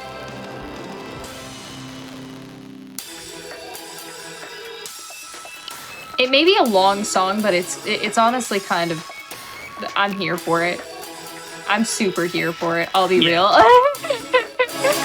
These are all the Theatrhythm remixes. That's why it's the Theatrhythm series of of songs. Because this is the 3rd Theatrhythm game. Because there was the DS or the 3DS game, then there was the arcade game, and then there's this one. And this one has the most songs. And it's been like, I think, 8 years between the arcade and this game. And then the 3DS game came out in like 2011, I think. 1, 2, 3, 4. There we go. I didn't realize just how much rich history even just Theatrhythm has, even outside of the rich history of Final Fantasy. Yeah. Indeed. Oh. There's also, like, I think the Dragon Quest rhythm game is called Theatrhythm Dragon Quest. I think. Dragon Quest is the other major RPG from Square Enix. It's Enix's major RPG, right? So Final Fantasies came from Squaresoft. Dragon Quest came from Enix. Also, Dragon Quest was treated like a national holiday because literally cities would shut down when those games came out, which is why in Japan, games released on Saturday because they didn't want businesses and the entire country to halt over Dragon Quest. We did not beat the boss to my knowledge, so we're still good on having never beaten a boss, but now Very we nice, do very need to nice. use an item. Which is why I am using Egg! Abby, can I offer you an egg in these trying times? Yes. The egg exchange. What kind of egg is it? It was a silver egg. Oh. Ooh. I don't usually Because recommend we get silver eating eggs silver. and golden. Well, I think a silver egg was one of the Chow eggs in Sonic Adventure DX. Oh, So, okay. so do we think that Sonic Adventure DX was inspired by Final Fantasy? Oh, we know. We know Sonic was actually inspired by Final Fantasy, like the entire series. Oh, wow. Yeah. Interesting take, considering Final Fantasy never showed up on a Sega console. Well, the Sega console was just inspired the entirety of the Sega Genesis was inspired by Final Fantasy, I'm pretty sure. Yeah, it was. I think that's But how that works. but then why did Final Fantasy never show up on the Genesis, the Saturn, or the Dreamcast, or the Game Gear? So Sega was very inspired by Final Fantasy, but that doesn't mean that Final Fantasy was very inspired by Sonic. So it maybe Final Fantasy was thought that they were above the consoles that were inspired by their art. Yeah, you can't partake in everything that's copied here. That would be a lot. Everything has copied Final Fantasy, right? They can't reflect that reasonably in their lore. That's just, that's too much lore. Yeah. I'll take your word for it. Exactly. No, Pippi has clearly learned so much from the lore master throughout this run. I'm very proud. I'm glad that I've learned how Final Fantasy works today. I will take that forward with me for my future video game playing. Fun fact, did you know that Final Fantasy VII at the time of its release was the most expensive game ever made? Oh, wow. At $30 million. It was the same price as Princess Mononoke. Really? Okay. Oh, wow. That Yep. is But- okay. Welcome back, Rue. Thank you. I'm back. I was never gone. I was here all along listening. Oh, because Pippi asked you Oh, a question we thought and you had you vanished. got no response. Oh, I was silent. I was lurking. What was the question? Our it- question was, what was your thoughts and feelings as we approach the end of Theatrhythm? Oh, Because we only have a couple of songs left.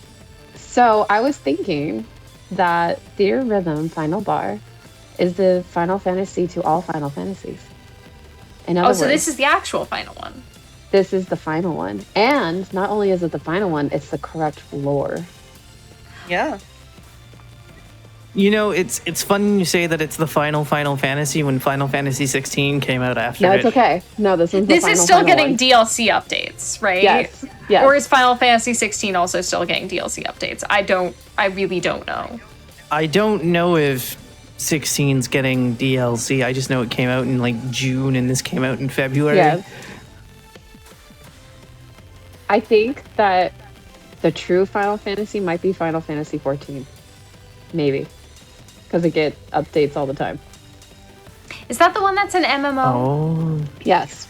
yes. 11 and 14 are the MMOs. Okay. But I think 14's okay. the one that is, like, I think more popular, if I remember correctly. Yeah. I mean, 11 is like over 20 years old at this Yeah. point. I'm surprised they're still keeping it going. Really? When Yep.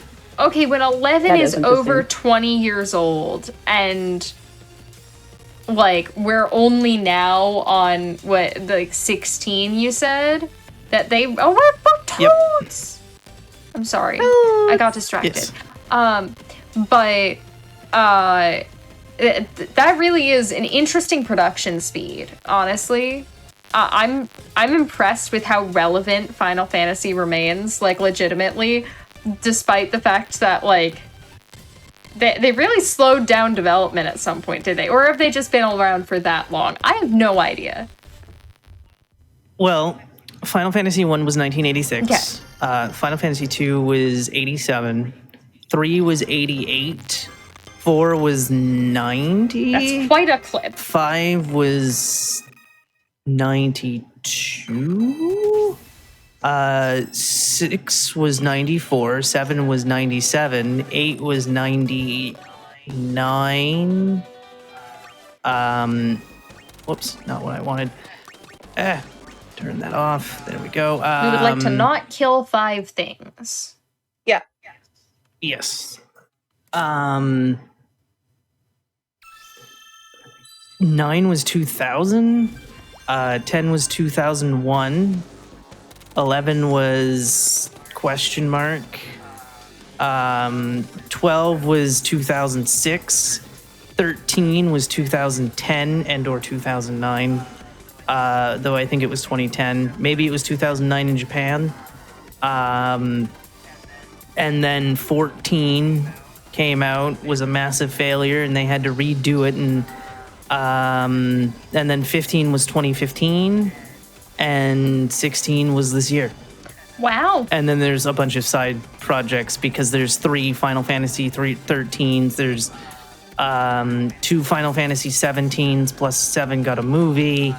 And then they remade 7. And there's 2 Final Fantasy 10s. And yeah.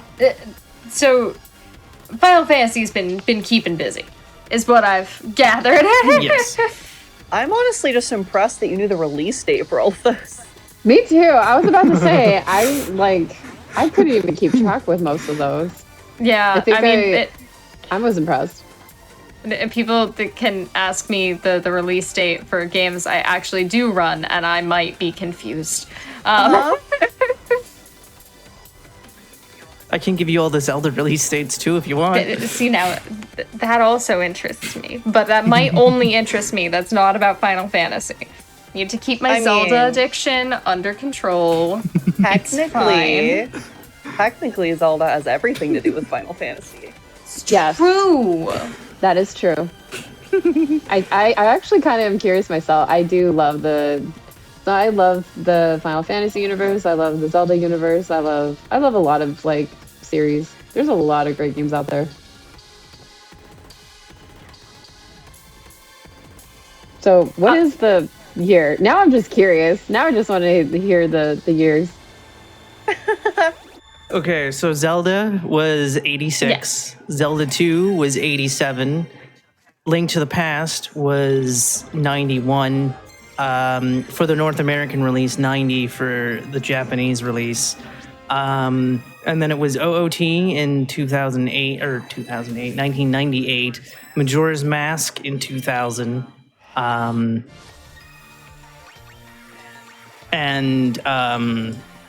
Sorry, I just needed to pay attention there for a second. Pay attention to the speedrun. You've got this. That moment when you realize we're still in a speedrun. Yeah. Pay attention for a second. And then it was Wind Waker in 2002. And then it was Twilight Princess in 2006. Then it was Skyward Sword in 2011. I know that one. And then it was... Wind Waker HD in 2012. 2013, because it came out a month before the PlayStation 5 did, or PlayStation 4, sorry. And then it was Wind Waker HD in the following year, I believe, so that would have been 2014. And then it was Breath of the Wild in 2017. And then it was Skyward Sword HD in 2021. And then it was, but before that, it was Link's Awakening in 2019. I also forgot about Oracle of Ages, Oracle of Seasons in 96, I believe. Maybe it was 97. Also, there was the original Link's Awakening in 93, which was actually supposed to be a GBA version, or GB version, sorry, of Link to the Past, but the GB couldn't handle Link to the Past. Also, there was Four Swords Adventure in 2004, and then there was Tears of the Kingdom in 2023. Wow, I didn't know that one. Right? Smile. Wait, 2023? 2023. Yeah. Was it 2023? No, I'm just kidding. It was 2023. Somebody did ask at some point, what new releases have you played this year? And I was like, I don't think I've played any new releases this year. I can't think of any games that I bought that came out this year. And someone was like, Pippi, Tears of the Kingdom. And I was like, oh, you are correct. Yeah, That is when that came out. yeah, I that is did. true. I did play a lot of Tears of the Kingdom. Totally fair. But yes, chat is truly impressed, Abby, by your year release date skills mid speedrun. Oh, right. And then there was Triforce Heroes in 20. Oh, wait. And then there was Phantom Hourglass in 2007. And then I believe Spirit Tracks with 2009. And also Triforce Heroes was 2017. Or am I thinking of Link Between Worlds? I could be thinking of Link Between Worlds for 2017. One of them came out in 2017, the other one might have been 2015. I believe you regardless. I would love to have like all the timeline in front of me.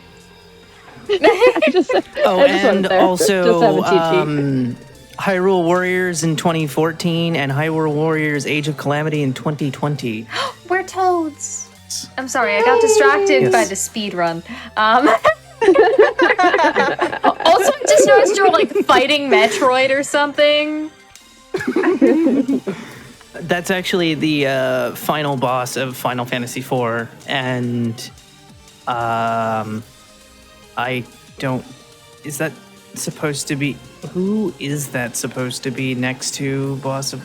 Because that's not Dark Cloud or Cloud of Darkness, and that's not Seymour, and that's not the Extreme, because she doesn't exist in this game because it's a little graphic.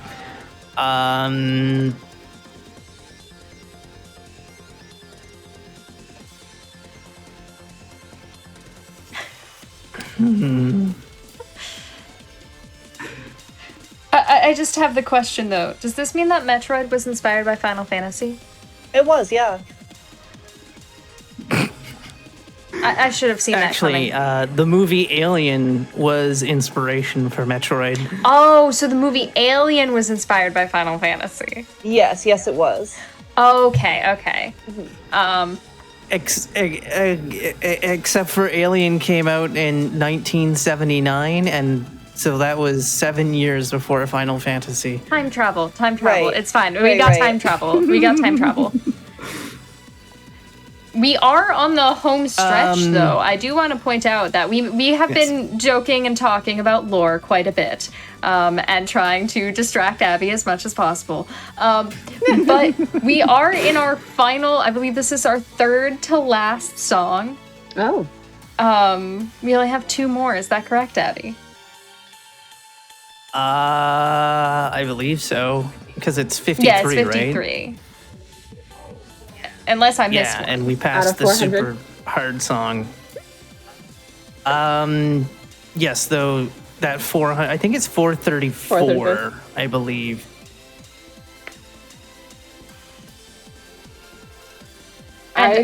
So 434 songs, or 434 songs out of Yeah. 53. Wow.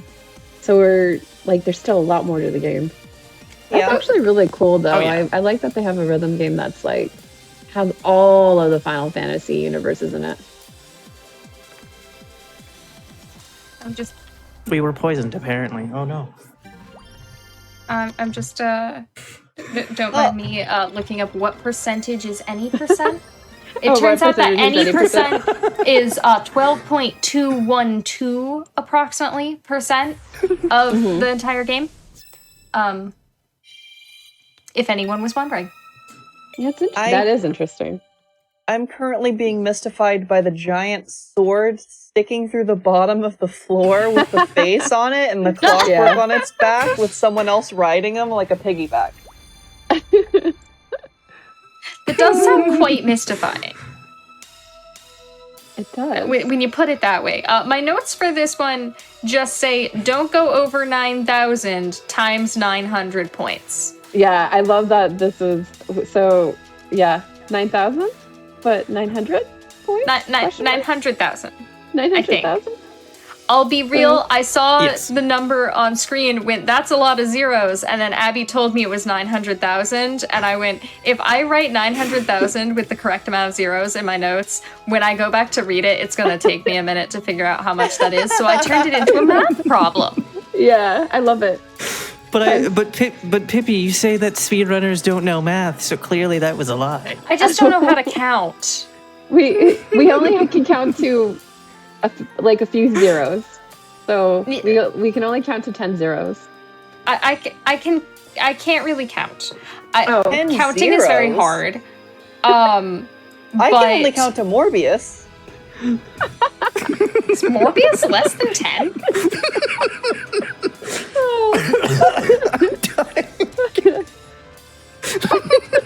I just know that all I can think of is it's morphin time.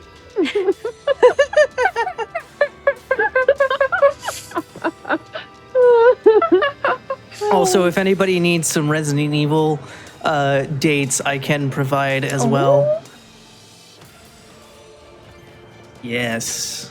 But that's if people want it. I won't divulge unless people want. Also, we are tiny. We're tiny and we're fighting. Is that Groudon? It's a Pokemon, right? Oh, Yeah. that's adorable. I mean, it's Ruby I love the weapon, but tinies. yes. Oh, Yeah. give me the cute It's little the tinies. Pokemon from Ruby, Wait, right? There's the- is that is that the what twin? Groudon was from? is that the I think twin? Is I that- don't. Is that the identical twin? Oh, we had the fraternal twins earlier, so now we have the identical. This is the identical twin. Okay. We are although being in- asked. Oh, sorry. In a Continue. soap opera plot twist, the identical twin is actually just the same person with different clothes on. Okay. Oh my gosh. I'm convinced. So this Final Fantasy is a soap opera. Yeah, Abby, you all have had soap word operas from were actually inspired by. Yes. you have had word from chat that they would like the Resident Evil dates if you have them off the top of your head, as you do the. Okay, so Resident Evil 1 was 2006. Resident Evil 2 was originally supposed to be 1997, but they scrapped the entire project and restarted from scratch. There is actually reference to it in remake of 2, which was 2019. But Resident Evil 2 was 1998. And then there was Resident Evil 3, which wasn't supposed to be Resident Evil 3 Nemesis, in 1999. Then there was Code Veronica, the original Resident Evil 3. But Sony was like, no, you promised us 3 mainline games. Which also takes place in 1998. The first 4 games in the franchise take place in 1998. And then there was Resident Evil 4 in 1990 or in 2005, but it was originally going to come out in 2001. But then that's how we got Devil May Cry, because Shinji Mikami was like, "Wait a minute, this is way too different from Resident Evil. Let's make it its own franchise." And then Resident Evil 5 was 2009, but there was also Resident Evil Gaiden on the GBC in 2001, I believe.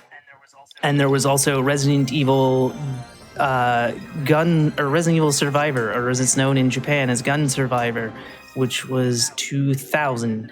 And then there was Gun Survivor 2, which never came out in North America, in 2001. It's a really bad retelling of Code Veronica. Then there was Dead Aim in 2003. Then there was Resident Evil 5 in 2009. Then there was Resident Evil Revelations in 2012. And then there was Resident Evil 6 in 2013. Then there was Resident Evil Revelations 2 in 2015. Then Resident Evil 7 in 2017. Resident Evil 8 in 2020. And then there was Resident Evil 2 Remake, as I mentioned, in 2019. And then there was Resident Evil 3 Remake in 2020, which means I lied, and Resident Evil 8 was 2021. I should know that because that's the first game I speedran. And then there was Resident Evil 4 Remake this year. Oh, and then there was also the Mercenaries 3D on the 3DS, and then there was also Resident Evil DS, or Deadly Silence, in 2006. And, yeah. Speaking of RE4 remake, guess who finally got it? So I'll be able to talk to you about it. Is it Alice at Wonderland Yeah, Games? how'd you I know? follow that person on Twitch. Whoa. I follow that person also on Twitch. Y'all should follow that person on Twitch. Yeah, they're an amazing Sly Cooper runner. Agree. I mean, This is also a true fact. I won't plug my own stuff, so I'm glad y'all do it for me. Listen, this is a supportive Well, team. It really is. But Well, too bad because Alice, promote thyself. So did y'all know that I'm actually inspired by Final Fantasy? whoa, an entire Yeah. human is inspired by Final Fantasy? Uh-huh. Okay. All right. Yeah, I was I wanna hear inspired more. entirely by I was inspired entirely by Final Fantasy. Yeah, just all of my actions and thoughts are basically they're plugged into an algorithm that determines what someone would be like in a Final Fantasy world. Not one of the main characters, right? I am inspired by an algorithm that's one of the NPCs that's like in the corner of a shop somewhere. But that being said, all of my thoughts are run through an algorithm that person would like determine what to say, and that's what I say. That's what I do. Wow. Yeah. I would like to call attention real quick to this is the final song, and my notes say that you to win the game should not win. Okay. This makes Is that a ton correct? of sense. Yes. This is accurate. It goes with the theme of how to speedrun Final Fantasy Theatrhythm Final Bar Line, which is to not succeed at any of the quests. But I'm Okay. honestly really glad it sticks with the theme, because if you Yeah. like needed to actually play the final song well, it would feel counterintuitive at this point. yeah, if you for some reason it was like the quest for the final song is do not get a full clear, so you had to full combo the final song, and like you get really in the rhythm of kind of breaking your combos and making sure you don't score too high, and then all of a sudden you need to really knuckle down and get everything perfect. Yeah. Hey, Yeah. Pippi. Promote Oh yourself. God. Can't that go after the run? Shh, you don't need to promote me. No. You don't need to promote me. Hi. I would like to hear more about you, Pippi. I don't. Also, that is time. GG's! GG's. Big GG's. Woo! Oh, that's awesome. Claps I was for gonna Theatrhythm Final Bar Line. Yeah. Well, I was going to say, well, we'll get back to the plug for Pippi in just one moment, but Abby, GG's, do you Yes. want to say any plugs you. for yourself? I was gonna go last, but I okay. mean, Pippi can go ahead of you too. I'm clear no. your way. Hi, I'm Pippi. I often wear top hats on the internet. And I also play Zelda a lot. I play Zelda a lot, and I keep forgetting what Zelda game I speedrun, which is why we spend so much time on the title screen so that I don't forget. I think it's Skyward Sword. I think. Right. And Skyward Sword was, of course, inspired by Final Fantasy. So I really am derivative. I am derivative as a IP. Am I an IP? I'm not sure. Anyway, that's me. Yeah, well, that's fair. You either run the source material or you run something derivative. I run derivatives too. Yeah. Should I be serious and promote myself for a second, or go ahead and let that be? Yeah, alright. Yes, promote yourself. And you can talk about what's coming up, your events coming up too. Oh, that is true. Hi, I'm Alice. You can find me at Alice at Wonderland Games. I am a PS2 platformer specializer, so I run like Sly Cooper, Jack and Daxter, like that era of games-ish. I've touched Ratchet and Clank a little bit, Ty the Tasmanian Tiger. I also really like horror games. And that being said, I'm going to be coming up on Fright Fatales. I'm running Witch's House for Fright Fatales on October 28th. So you'll see me back on the channel actually running and not commentating. But yeah, other than messing around the entire time, that was me being serious for 30 seconds. And now you can have Abby. Let's go, Abby. Let's go, Abby. Okay. Go, go, go. And talk about events you're going to come up to. Okay. Hi, I have been Abby.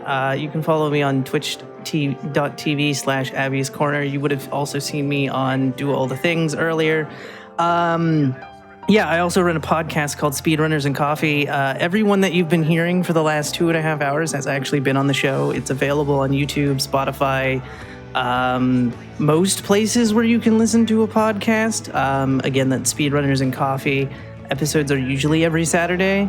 Also, you can see me next weekend at 2 different events. You'll also see Alice next weekend running Sly Cooper Coindo race with Stevens at Midwest Speedfest. I will be running Illbleed. I will also be running Castlevania Symphony of the Night, Illbleed, and Resident Evil 4 Remake for Time Tick next weekend on the 14th and the 15th as well. Yeah, this has been Theatrhythm Final Bar Line. I speedrun a lot of horror games and whatnot. And yeah, you have witnessed Theatrhythm. And again, thank you, Alice and Pippi, for joining me. And thanks, Rue, for having us. Of course. Well, it was wonderful to have you all on. Thank you for all of having such a great time and being patient with me. I appreciate every single one of you. That is going to be what we will have for Legally Cute right now. We do have one more game to showcase, so stay tuned. We will be taking a quick break, but we will be back with more Legally Cute. Stay tuned.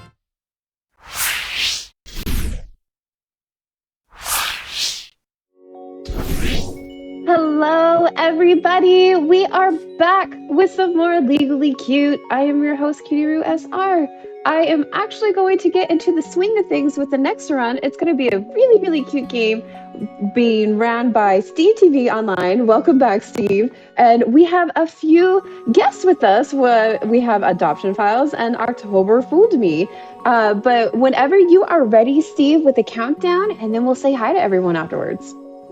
All right, thank you, Rue. Hello, everyone. I am Steve TV Online, and I am going to be playing Toem 100%. This is a really cute photo adventure game, and I have commentators this time, and I have Adoption Files.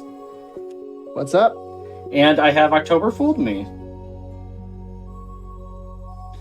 And they're going to help me when I have to focus on a couple of things, and there's a couple of different things that will be happening. So I'm showing this on stream just to show I've already beaten the game 100%, and there's an option to reset in-game achievements, and that's how we get the 100%. I'm going to be getting all 100 or all the 57, 58 achievements in the game, except for one because it's glitched out on me, and we'll kind of explain a little bit about that once we get into the game. So the timing won't start. I'm going to hit Start Adventure, but the timing won't start right away. It'll start the second that I gain control or I hit A to get off of the bed. So our Adoption and Fool, October, are you ready? Yeah, let's do it. All right. Timing begins in 3, 2, 1, go. All right. So, real quick, a little bit of the story of Toem. It is a cute little game, and it starts out where you're in your room, and you leave, and your Nana is talking to you, and she's like, hey, you gotta go explore all of Toem. I did it when I was your age, and now I think you're ready to go. So she gives you her camera and her album book, and she kind of just sets you on your way. It's a really cute story, to be completely honest. It's adorable.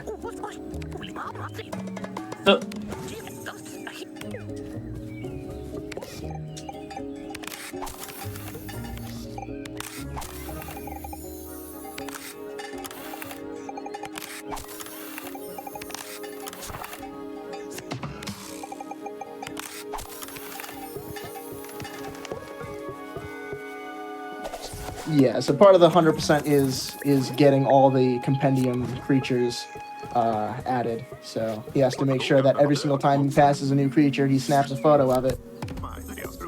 Because that's a pretty easy thing to forget to do because there's a lot of them. So one thing that you saw me do there is she wanted us to take a picture at the very beginning. She just wanted us to take any picture to practice it, but we took a picture of Granny herself so we could use it later on to finish up another mission inside of that. We're going to be doing that a lot, to reusing pictures for missions. So,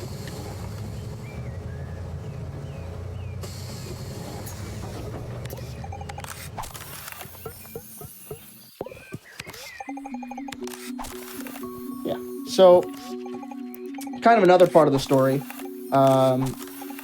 The way that you get from place to place is collecting stamps, and you have to get a certain stamp quota and go check with Kioski, who is the bus manager, I guess. I actually don't know what his job is called, but you have to go to Kioski, and once he sees that you have enough stamps, he marks your card and you get a free bus pass to go to the next area. So I think it's a really smart way to integrate the missions and all that into the actual transportation. All right, so there's a couple of things that has happened just in this time frame that they were talking. I was able to collect a secret by taking a picture of that box. Those are actually very important to get a mission later on in the game. It's actually kind of required in order to get the 100% here. So another thing that you saw happen was I took a picture just randomly of the area there, because if you look carefully, you will see a suspicious character. I need to get a suspicious character in each one of the levels, so we will have another mission later on that's also very important. We don't know who the character is. Yeah, that mission only unlocks after you get the pictures of all the guys in each place.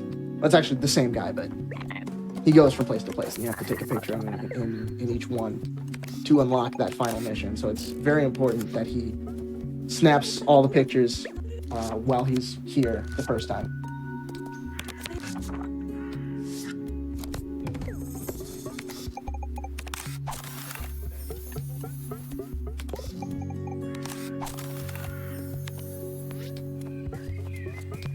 All right, and now we come into a very interesting sort of fake lore in the game. October, if you want to kind of explain the wet sock theory. Oh, wet socks. Love wet socks. Take it away, October.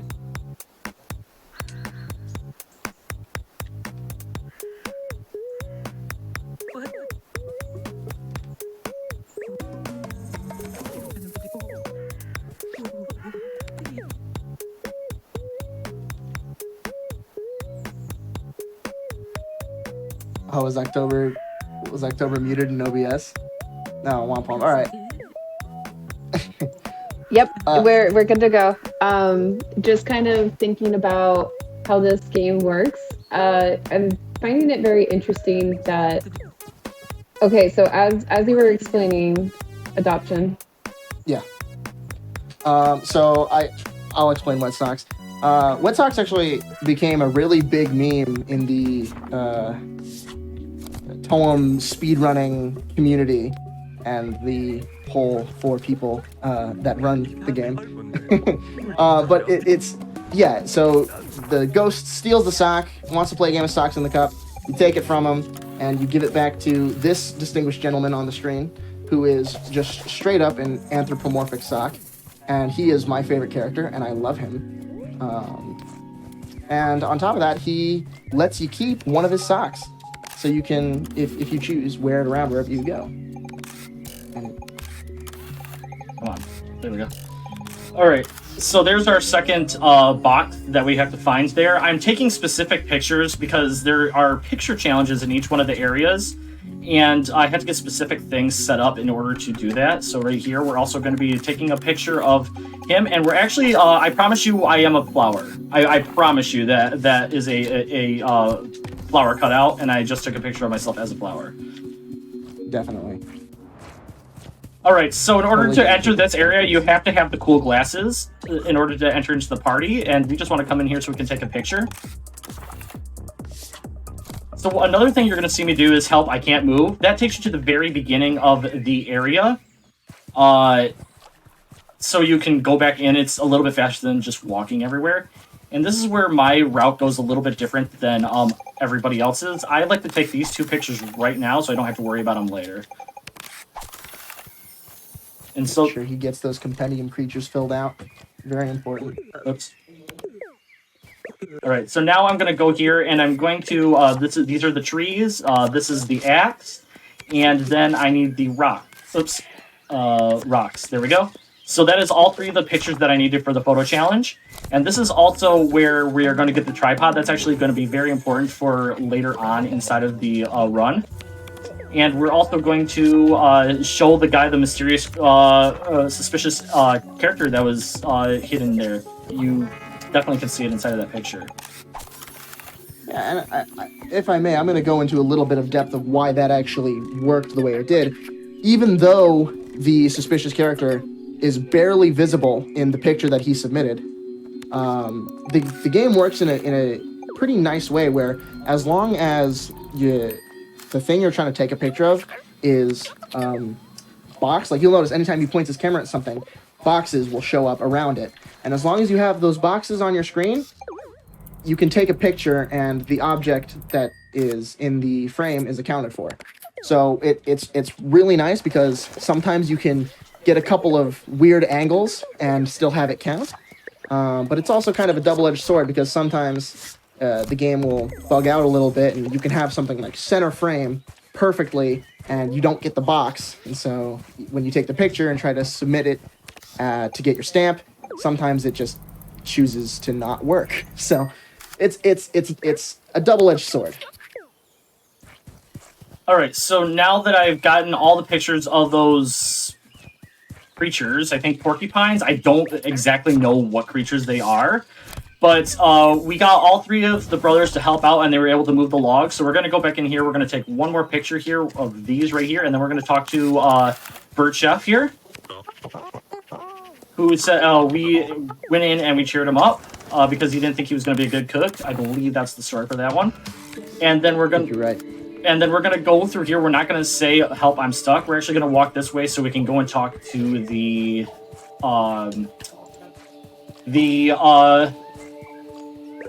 scouts here. Yeah, that's the word, scouts. So I've also been taking random pictures of random plants because they want those pictures. The first one is going to be right here.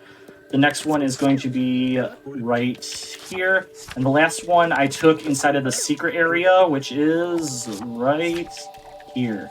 So that's a big thing about this route is that you want to make sure your menuing is really good and you remember where a lot of pictures are because you are going to be going back to them quite a bit. Yeah. Menuing is, for me personally, whenever I do runs, is always the hardest thing.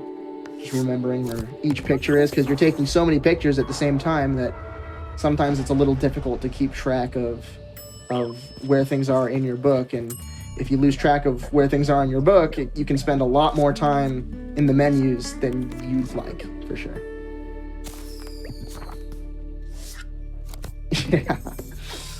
Oops.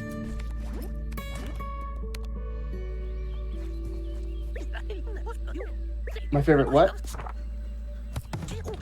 Oh, my favorite mission? Yeah, wet socks. Because, I mean, I'm sure that you heard it when he was doing it. It plays a jingle. And it's really catchy. And every single time I hear the jingle, I just get very happy. Okay, perfect. Got all the pictures that I need.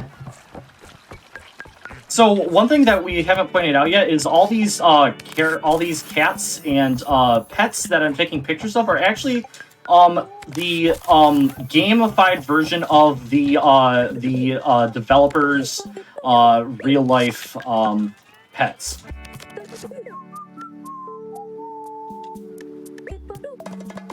All right, so this is very important that we're getting that one first. We're actually going to be now. One thing about this next mission that I'm doing right in here, this is actually added in after they added in a patch, I believe, and it's an extra mission that they didn't have originally, and it's now required, obviously. Now I'm going to go back into the album. I'm going to name this, and the only reason I'm doing this is because I will be using this later on for... Why is it not... There we go. That was weird. Okay. We're using that later on for mission. Yeah, and if you go and you watch the original 100% world record run for Toem, you'll notice that stamp he just got is not a part of it because it was added pretty recently, actually. Okay, so I'm going to zoom in here. I'm going to be in here and take a picture of that so we can get the secret to moving this out of the way so the guy can get some sun. Then we're going to go back into our camera, and I promise you I am a farmer. So now we're going to go over here, and what Adoption was saying earlier on, as long as there's a box here, we don't have to worry about it. We're going to take a picture of this crab that's right there. We're going to take a picture of the sand. We're going to take a picture of an ice cream that I promise is right there, and then we are going to take a picture of that creature that we need for later. Perfect, that was actually really good. So now we're getting into a very important item of the game, and that is going to be the horn. So this fisherman is in dire need of some help. It's very dark and stormy, and he needs to figure out what's happening. So, and he doesn't have his binoculars, so he needs us to take a picture of what's going on in the distance. So we're just going to take a picture really quick and show him the picture. And then it's just going to be... Oops. We just have to help him find all the boats and save the boats so he can honk the horn at them. Yeah, it's very important that you go from left to right during this segment, because if you don't and you just pick whatever boats you want at random, then the animation takes way longer. So if you go from left to right, it is perfectly optimized so that the animation will take the shortest amount of time to complete. Yeah, and these boats are always in the same order, so as long as you know where they are, then it shouldn't be an issue. So here's the gimmick. You're supposed to wait for the lightning flash to see where the boat is, but because it doesn't change space as long as you have it memorized, you don't need to wait for the lightning flash. Okay, perfect. So now we're going to go over here and scare the birds away. Then we're going to go up here and we're going to take a picture of this cat, who's actually Launchable Socks cat in real life, and Launchable Socks is actually one of the creators of the music that you're about to hear. Perfect. So now this is the best song in the entire game, so we're going to be quiet so you can listen. Alright.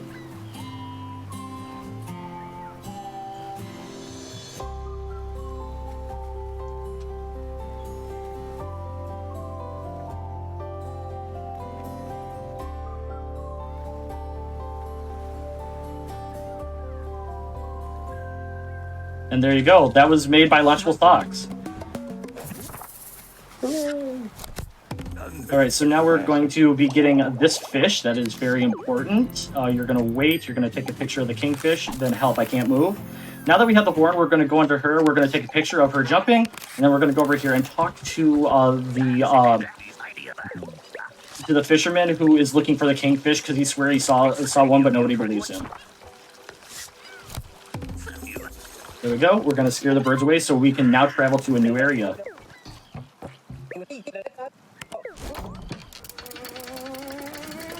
Alright, so now we're going to another one of my favorite missions that's inside of here. The first thing that we have to do in here, though, is we have to go up here. This guy has been the employee of the month forever, and we're going to ruin that by adding in our picture. So he's no longer the employee of the month this month. I'm so sad. Oh, that was so much sad. Yeah. Love the Wilhelm scream there. Yeah, and that's my favorite. One of my favorite missions is just scaring the guy so he falls into the water. So right here we have to go and we have to see why there is an issue with this machine and the electricity, and just show them everything that's wrong with it because they couldn't actually do it themselves. What's supposed to be everything else? The duck was definitely supposed to be in there, as he says. Yeah. Well, no, the duck is clearly important to this island's infrastructure. You take the duck out, everything collapses. All right, so now we're going to get. Oh, stupid dragonfly. There we go. the worst creature to get. So the guy we knocked into the water, he says, actually that was kind of fun. And that's I just find it hilarious that he's like, oh wow, I got knocked into the water. This was fun. You might see him later on if you do some more exploring. All right, so I need to be the farmer again. That's the picture. That's right there. Oops, I already talked to you. So now we're going to go over this way, and we are going to take a picture of the sun, because this ghost wants a picture of an orb, a glowing orb. Yeah, I'd say the sun definitely classifies as a glowing orb. Yep. And now It's round, it's bright. Now we have. Oops, I went too far. Where is he? There he is. There's our next suspicious character that we need to turn in, and then we need to go in here and take a fabulous picture of this seagull right there. Surprise! And now we get to clean up the environment. Please, everybody, take care of the environment. Don't throw trash into the water. Littering is low-key kind of bad. Yeah. Don't do it. Now we're going to go over here, and we're going to get this one. Not only are we cleaning out the trash, we're getting an extra little prize at the end. Yeah.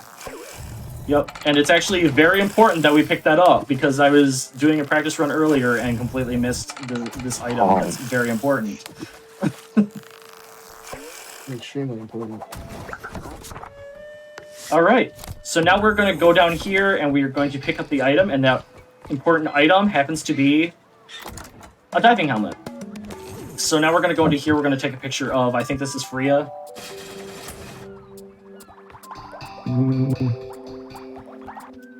This little tiny cat. Oh, it's Fia. And then we're going to go and talk to this guy who says, my dog is missing. Can you please go help me find the dog? I don't know where it went to. So now we're getting the rubber boots, and oh no, I can't move. So now we're going to go this way. We are going to first scare away those birds so we can get the sandwich that the ghost is wanting. We're going to go over this way, and we're going to wake up this person by honking the horn at them. And they said, oh, can you go find the pirate's hat that I'm looking? I'll trade you a paper hat for that. Then we need to get the ice cream cone. We need the sand, and we need the shy hippo for this guy. Perfect. Yep. Now we're gonna go into here, and hey, there's the dog. Hi, dog. Hello. And you also get the achievement for petting the dog. One of the pets. Here, another pet. There we go. So another really cute thing right here is the dog actually is going to be getting its own helmet as well.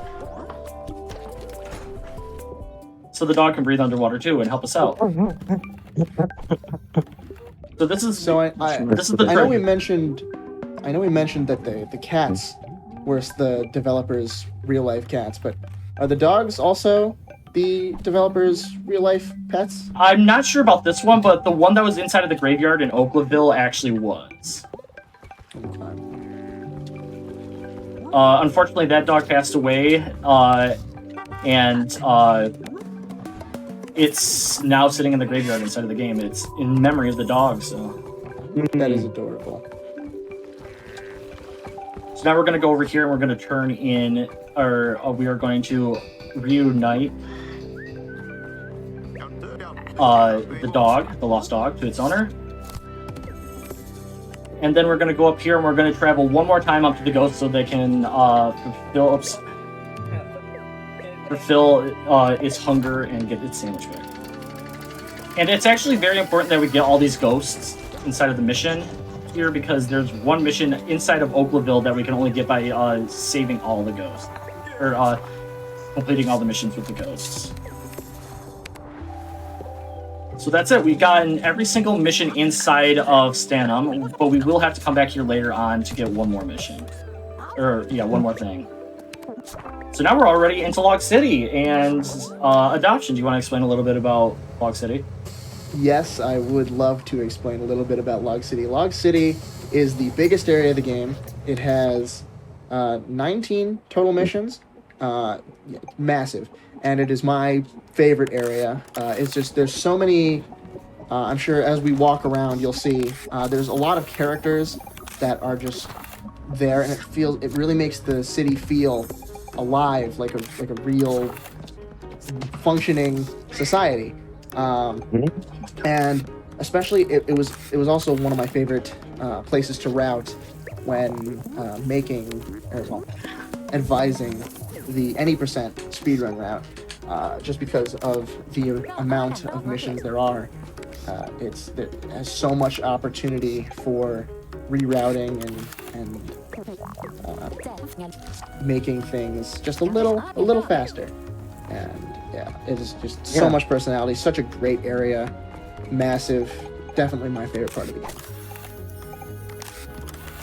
All right, so this guy, I'm wearing the hat because he is hungry, and oh my gosh, these stairs. No. I hate those stairs. Yeah. Okay. They're the worst. Now the sneakers, good. Yeah. Now the most important item in the game, the sneakers. It's all downhill from here.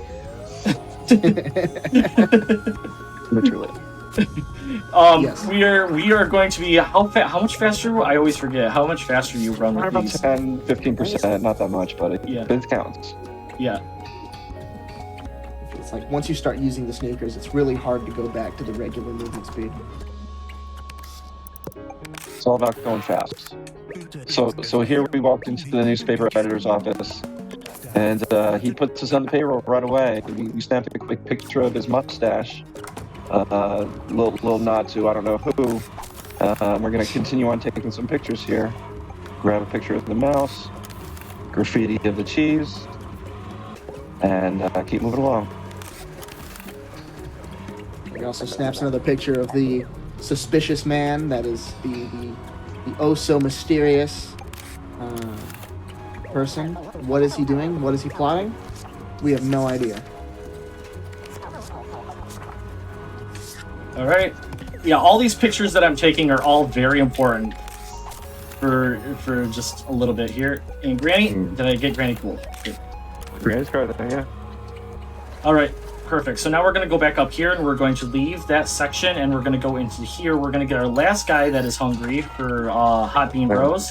And then I'm going to then switch back over to the reporter hat. Going to go down here and we're actually going to be using the tripod for the first time in the game. The first thing that I'm going to do is get a picture of that. We're going to wait for this girl to come down right there. Perfect. And then we're going to take a picture of Tato skateboard.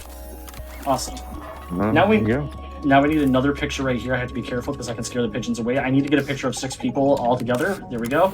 And now we get these guys that are kind of rude in the back alley. They kind of spill dirt all over my camera here. So I need to show them graffiti that he's made throughout their entire existence here.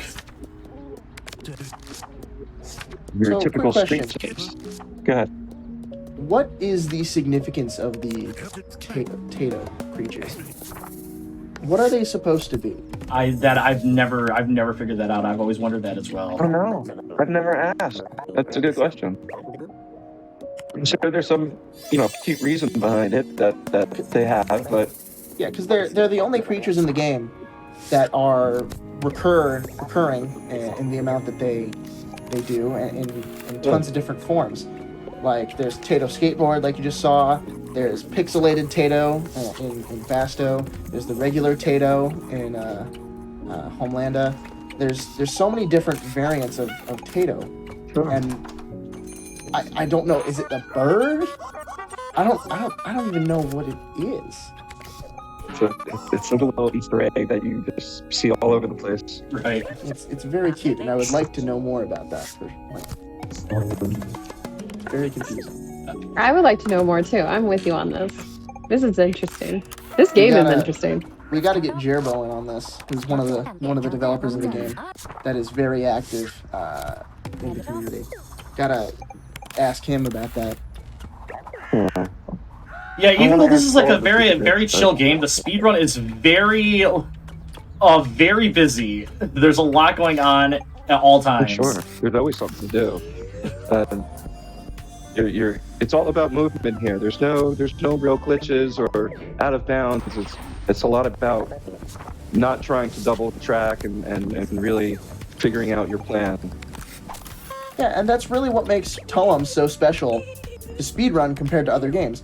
Most other games, in speedruns, you're relying on advanced tech and glitches, and that's all really cool, and it makes speedrunning way more exciting. But Toem is a really nice break from all that because it is strictly routing, and you can be as creative as you want. I've spent so many hours staring at my computer screens, testing out trying to fit multiple things into the same picture just to save a couple seconds. It's really unique in that way. I don't see many other speedrun games be able to pull that off as well as Toem does. All right, now we got a very important thing that we have to do. We have to make sure that we're wearing the hot bean hat here, because they're looking for a new faction icon, and they decided that whatever hat we're wearing, besides the reporter hat, they will wear it. So now everybody that you pass by will be wearing the hot bean hot dog hat on their head.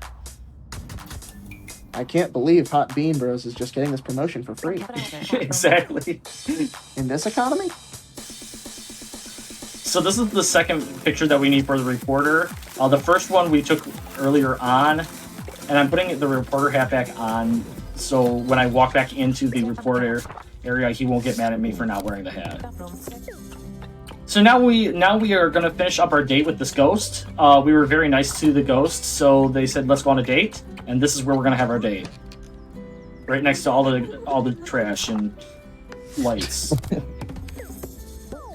Gosh, these stairs, please. Thank you. Yes. The two biggest villains in Toem, stairs and benches. Oh, yes. Alright, so now we're going to go into here and we're going to do the other challenge. This is the one where I always forget, and I remember it this time. I need that. I need the girl, and I need Granny card. Perfect. I remembered on that time. Yep.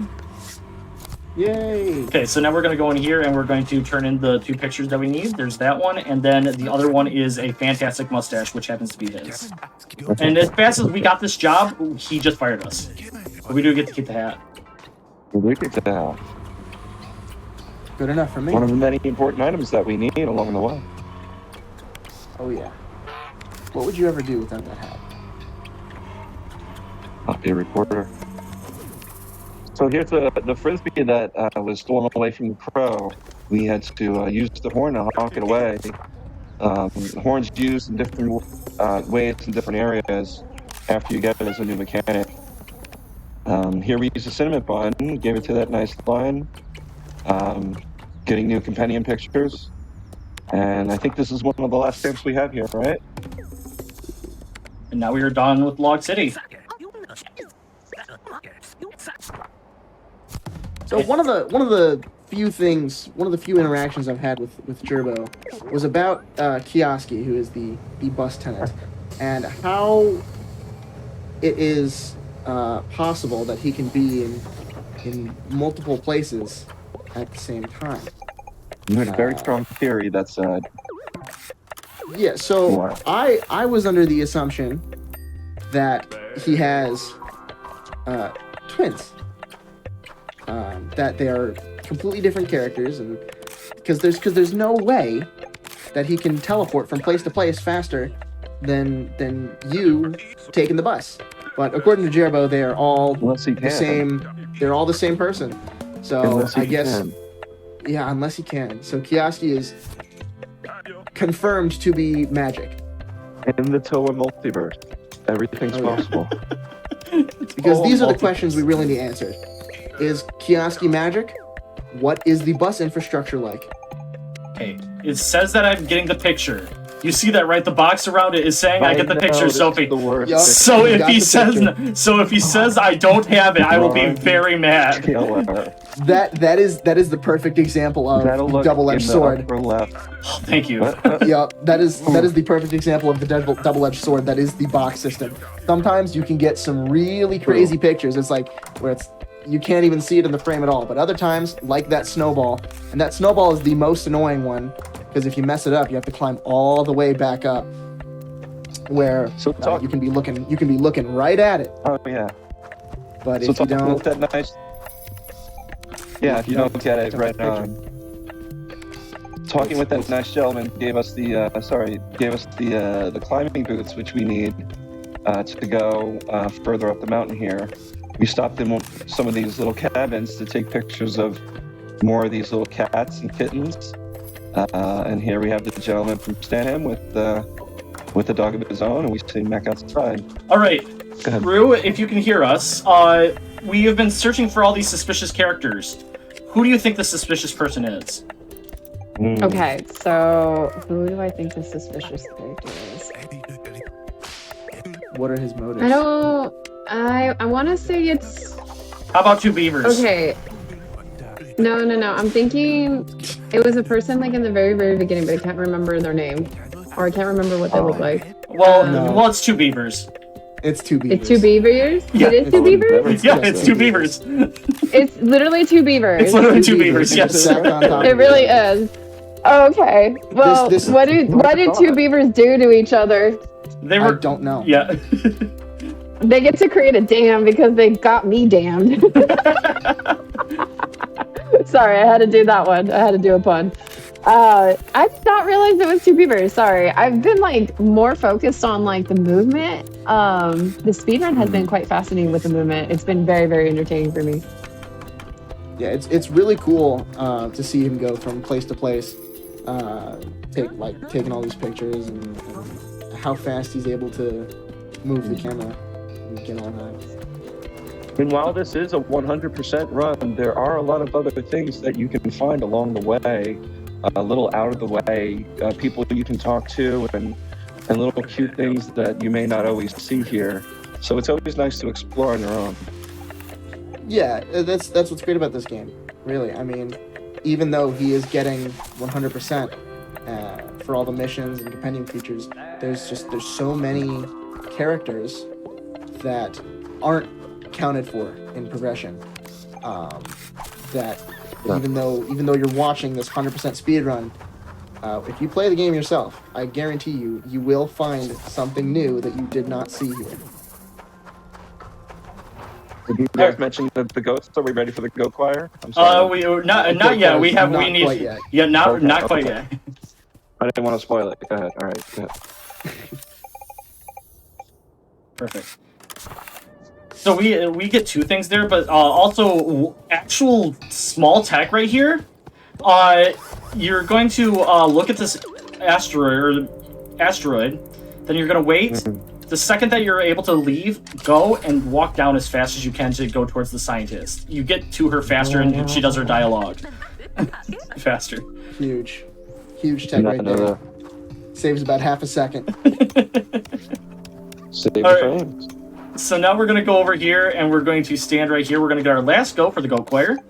We're collecting all these goats because we need to get a goat choir, and we're going to be listening to the goat choir coming up here very shortly. We're going to get the owl up here, and then we're going to go talk to this person to get the last side mission here. It's talking about Tower of Lights. That was one I actually had to look up. I didn't understand what they meant by Tower of Lights when I first played this game. Some of these puzzles seem easy at first. These later ones take it a little bit. You have to think outside the box, so to speak. Yeah, and some of the puzzles are really cute too. Like, the game has so much personality. There's and a lot of the answers to the puzzles are just not what you'd expect at all. And you have to really go out of your way and pay really close attention to be able to solve some of them. So one thing about this, Outright. one thing about this balloon, it's actually it's the balloon's birthday, but they went missing. They didn't know where he went to, and he got stuck up here. So now that we have found him, we are going to bring them back to celebrate their birthday party. So I hope everybody's ready to say happy birthday to the balloon. So everybody say happy birthday to the balloon inside of chat, please. Happy birthday, balloon. All right, perfect. So get ready for one of my favorite dialogue. They invite us to the birthday. Happy birthday! All right, that's our Cute little sit down. Yeah. Hooray! Rue, I didn't hear you say happy birthday. Oh, you got the balloon animal then. All right, let's listen to the.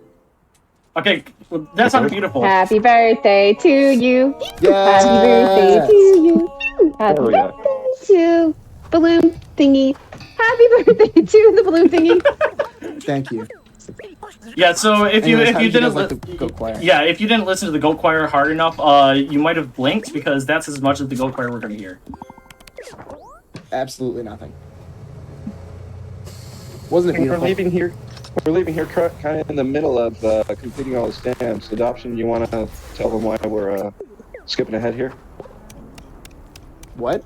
We're skipping ahead? Huh? Well, oh, wait. We're going up to Mountaintop. Why are we going up to the Mountaintop before finishing Kierberg? Yeah, so there is one specific drawing on one of the walls here that you need for one of the quests down in Kierberg. Like, as you noticed, he's been taking pictures of those type of drawings the entire time he's been in Kierberg, but the last one isn't even in Kierberg. So That's one of those late ones that Oh. just kind of. Before we forget, Thank you. we need everybody in chat to cheer on the snail. Ready? Go! Oh, go! it's time? Go! Go! Go, snail! Go, snail! Go! Go, snail! Go, snail! Yeah! Go! Sweat. Go, snail! Go, Go, go, go, go, go, go, go, go, go, go, go, go, go, go. And then Disney made Turbo. All right. But yeah, anyways, that is one of those puzzles that stumps a lot of people because they're looking for the last thing they need, and it's just not in Kierberg. And this one here as well. I like how they put this here at the beginning, and you have to. Spoiler: you have to help all the other ghosts before you can come back and finish that up. So, it's again one that spans across the entire game. It's so unique how they do their missions in Toem. Where is? And here with Really? monsters as well. Did I not take a picture Getting of all it? the I hope I monster did. pictures. Oh, it's right there. Okay. Fingers crossed. All right, yeah. Oh, yeah. You got. And then one more. Way Awesome. back here. There it is. Okay, that's everything. And push. Let's put on the monster mask. It is spooky season, so this works perfect. Okay, we're gonna go back to stand-up one more time, just so we can get one item, and that should complete us holding everything in the game possible once.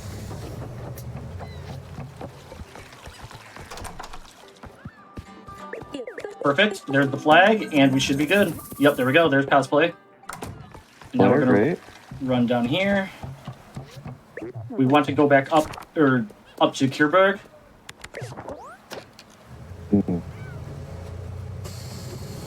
And now we're gonna finish off. We're basically rounding off to the end of the game here. This is like the final stuff that we need to do. We're gonna go up here. And we need to go up here. He wants the moon. He wants the dog. And he wants snowman. Dog. Snowman and moon.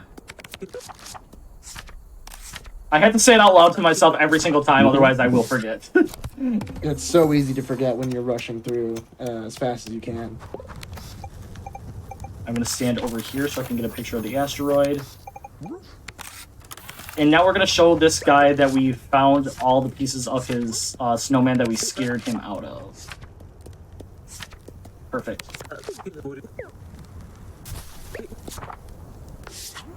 And we see how we're trying to just group these stamps here in one spot, so we can again cut down on going back and forth and using that movement.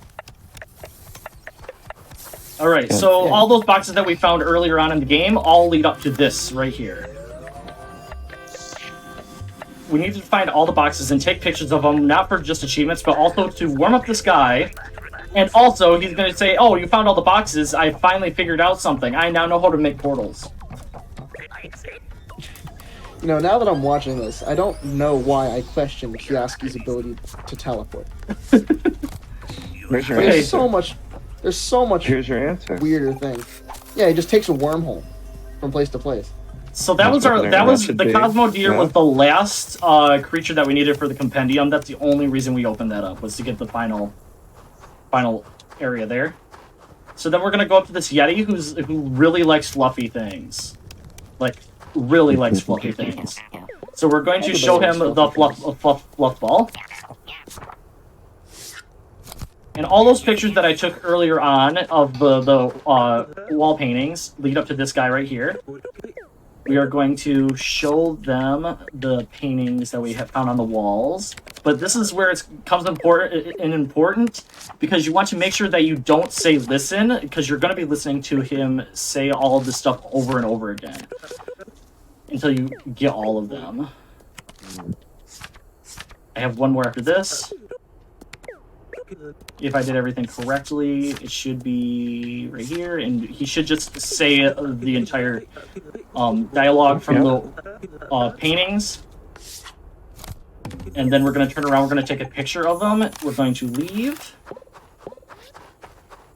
climb up this, and we're going to head to the asteroid.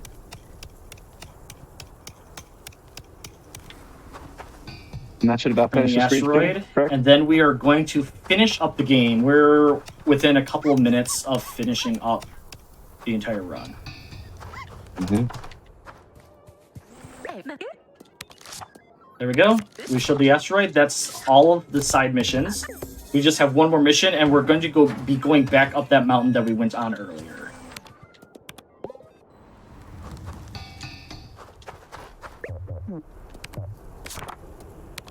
All right, here we go. Yeah, this is quite a speed run. It's really different. Yeah, I love when I first played this game. I loved the picture taking aspect, and then I saw like once you knew where everything was, it just made the game so much more fun to me. Mm-hmm. I don't do a lot of 100% runs, and I was just like, I'm not going to do any percent for this because there's so many fun little pictures that you have to take throughout the game. And I was like, I'm learning 100% for this, no doubt. So, we finally arrived. We finally get to see Toem. This game has been in black and white the whole time. And what do you know? This is Toem. Yay, color. Spark. It's the only color in the game. That is Totally awesome. the only color that you will ever see playing Toem. Yeah, and that's another unique thing. The whole game is in black and white. It is such an interesting art style. And it really It's works. so- I mean, It does works work. so well. It's so cute to look at. I don't know how else to describe it. All right, so the it's timing, simple enough. the timing will not be at these credits or the end. The timing will be the second that we get the final stamp in our book. So I will say when it comes up. We're gonna take the bus back home and return back to Nana and see what she thinks about Heart Threat. All right. Let's go. I like to imagine Nana looking at her picture book at the very end, seeing like all the pictures that you took of things barely in frame, and being like, "Wow, your photography is terrible." All right. Get ready on time. Great. Get ready on time. And time. And that was Toem 100%. We have to do one more thing to make sure that this is a complete 100% for sure. Perfect. Yeah. I also want to know, while I'm getting to it, can I know what my time was? Yeah, your time was 45:25. Oh, okay. Not bad. Yeah, it was still a good time. Yeah. That's a pretty good time. All right, so the last thing I need to check, all achievements. I should have 36 to 37. 36? That's it. The one achievement I couldn't get is because of Wet Sock Theory. That's as far as we know. For whatever reason, he just cannot unlock that achievement. He can walk around. Yeah. He can walk around as much as he wants, but his game is bugged. He straight up cannot unlock that achievement. Yeah, the developers have tested it. They don't know why I won't. This will not unlock for me. So as far as I know, this is 100% of the game completed. Okay. Aw. Well, I wanted to say thank you for showcasing this cute little adorable game, and I just wanted to have y'all have a chance to have any of the shout outs or anything you would like to say before we head on out. This is the last run of the show, unfortunately, but we will be back with more Legally Cute. But I would like to just say thank you for y'all for coming on. But if there was anything you would like to say, I'm going to go with Steve first, and then Adoption in October. Yeah, I want to say thank you to the developers, Gerbo, Lucas, Nicholas, for creating this game. Launchable Socks for the audio, the amazing soundtrack to this game. For the small community that we have for this game, Adoption Files, Enemy, Light, October Fooled Me. If you're interested in this game, there's a Discord for it, both the Discord for the actual game itself and the speedrunning. The developers are fully supportive of the speedrun. They love seeing this game get broken more and more. Not broken, but like getting faster and faster. I stream on Steve TV online, on Twitch, as well as my YouTube, and I'm on basically any social media at Steve TV online. And yeah, this is. I always love coming on to Legally Cute. I really love that Rue lets me come on here and show off these amazing games. So where can they find you, Adoption? Yeah, so just real quick, I want to say thank you to everyone here for giving me this opportunity. I think this was my first time doing anything like this, commentating. So I hope everybody watching enjoyed that run. So yeah, thank you to everybody here for giving me that opportunity. I stream on Twitch, twitch.tv/adoptionfiles. I do a lot of variety stuff, just playing games, whatever I'm feeling like. I do stream Toem from time to time, doing my any % speedruns. And so if you'd like to check me out over there, it would be really appreciated. October. I'd like to thank the devs as well. They're all super nice and very responsive. And I'd like to thank Steve for inviting us on. And thanks to Rue and everybody at GDQ for hosting this event. Well, thank you. And thank you for all everything with everyone. Thank you for your patience. Thank you for working with us. I hope you all have a wonderful Tom. I keep on saying like not the right thing for the game. I keep on joking around with that. But in all seriousness, with 2M, I appreciate you showcasing this game. It was really, really cute. Very interesting speedrun too. The movement was very fascinating. And thank you all for being here for my wonderful episode of Legally Cute. And thank you all for being on the show. It was a ton of fun. And now that is unfortunately the last speedrun, and we are going to be not returning back until November, unfortunately. But just remember, we do have GDQX and we do have AGDQ. So check those out on the websites. Alrighty, everybody, you all have a wonderful night. Take care.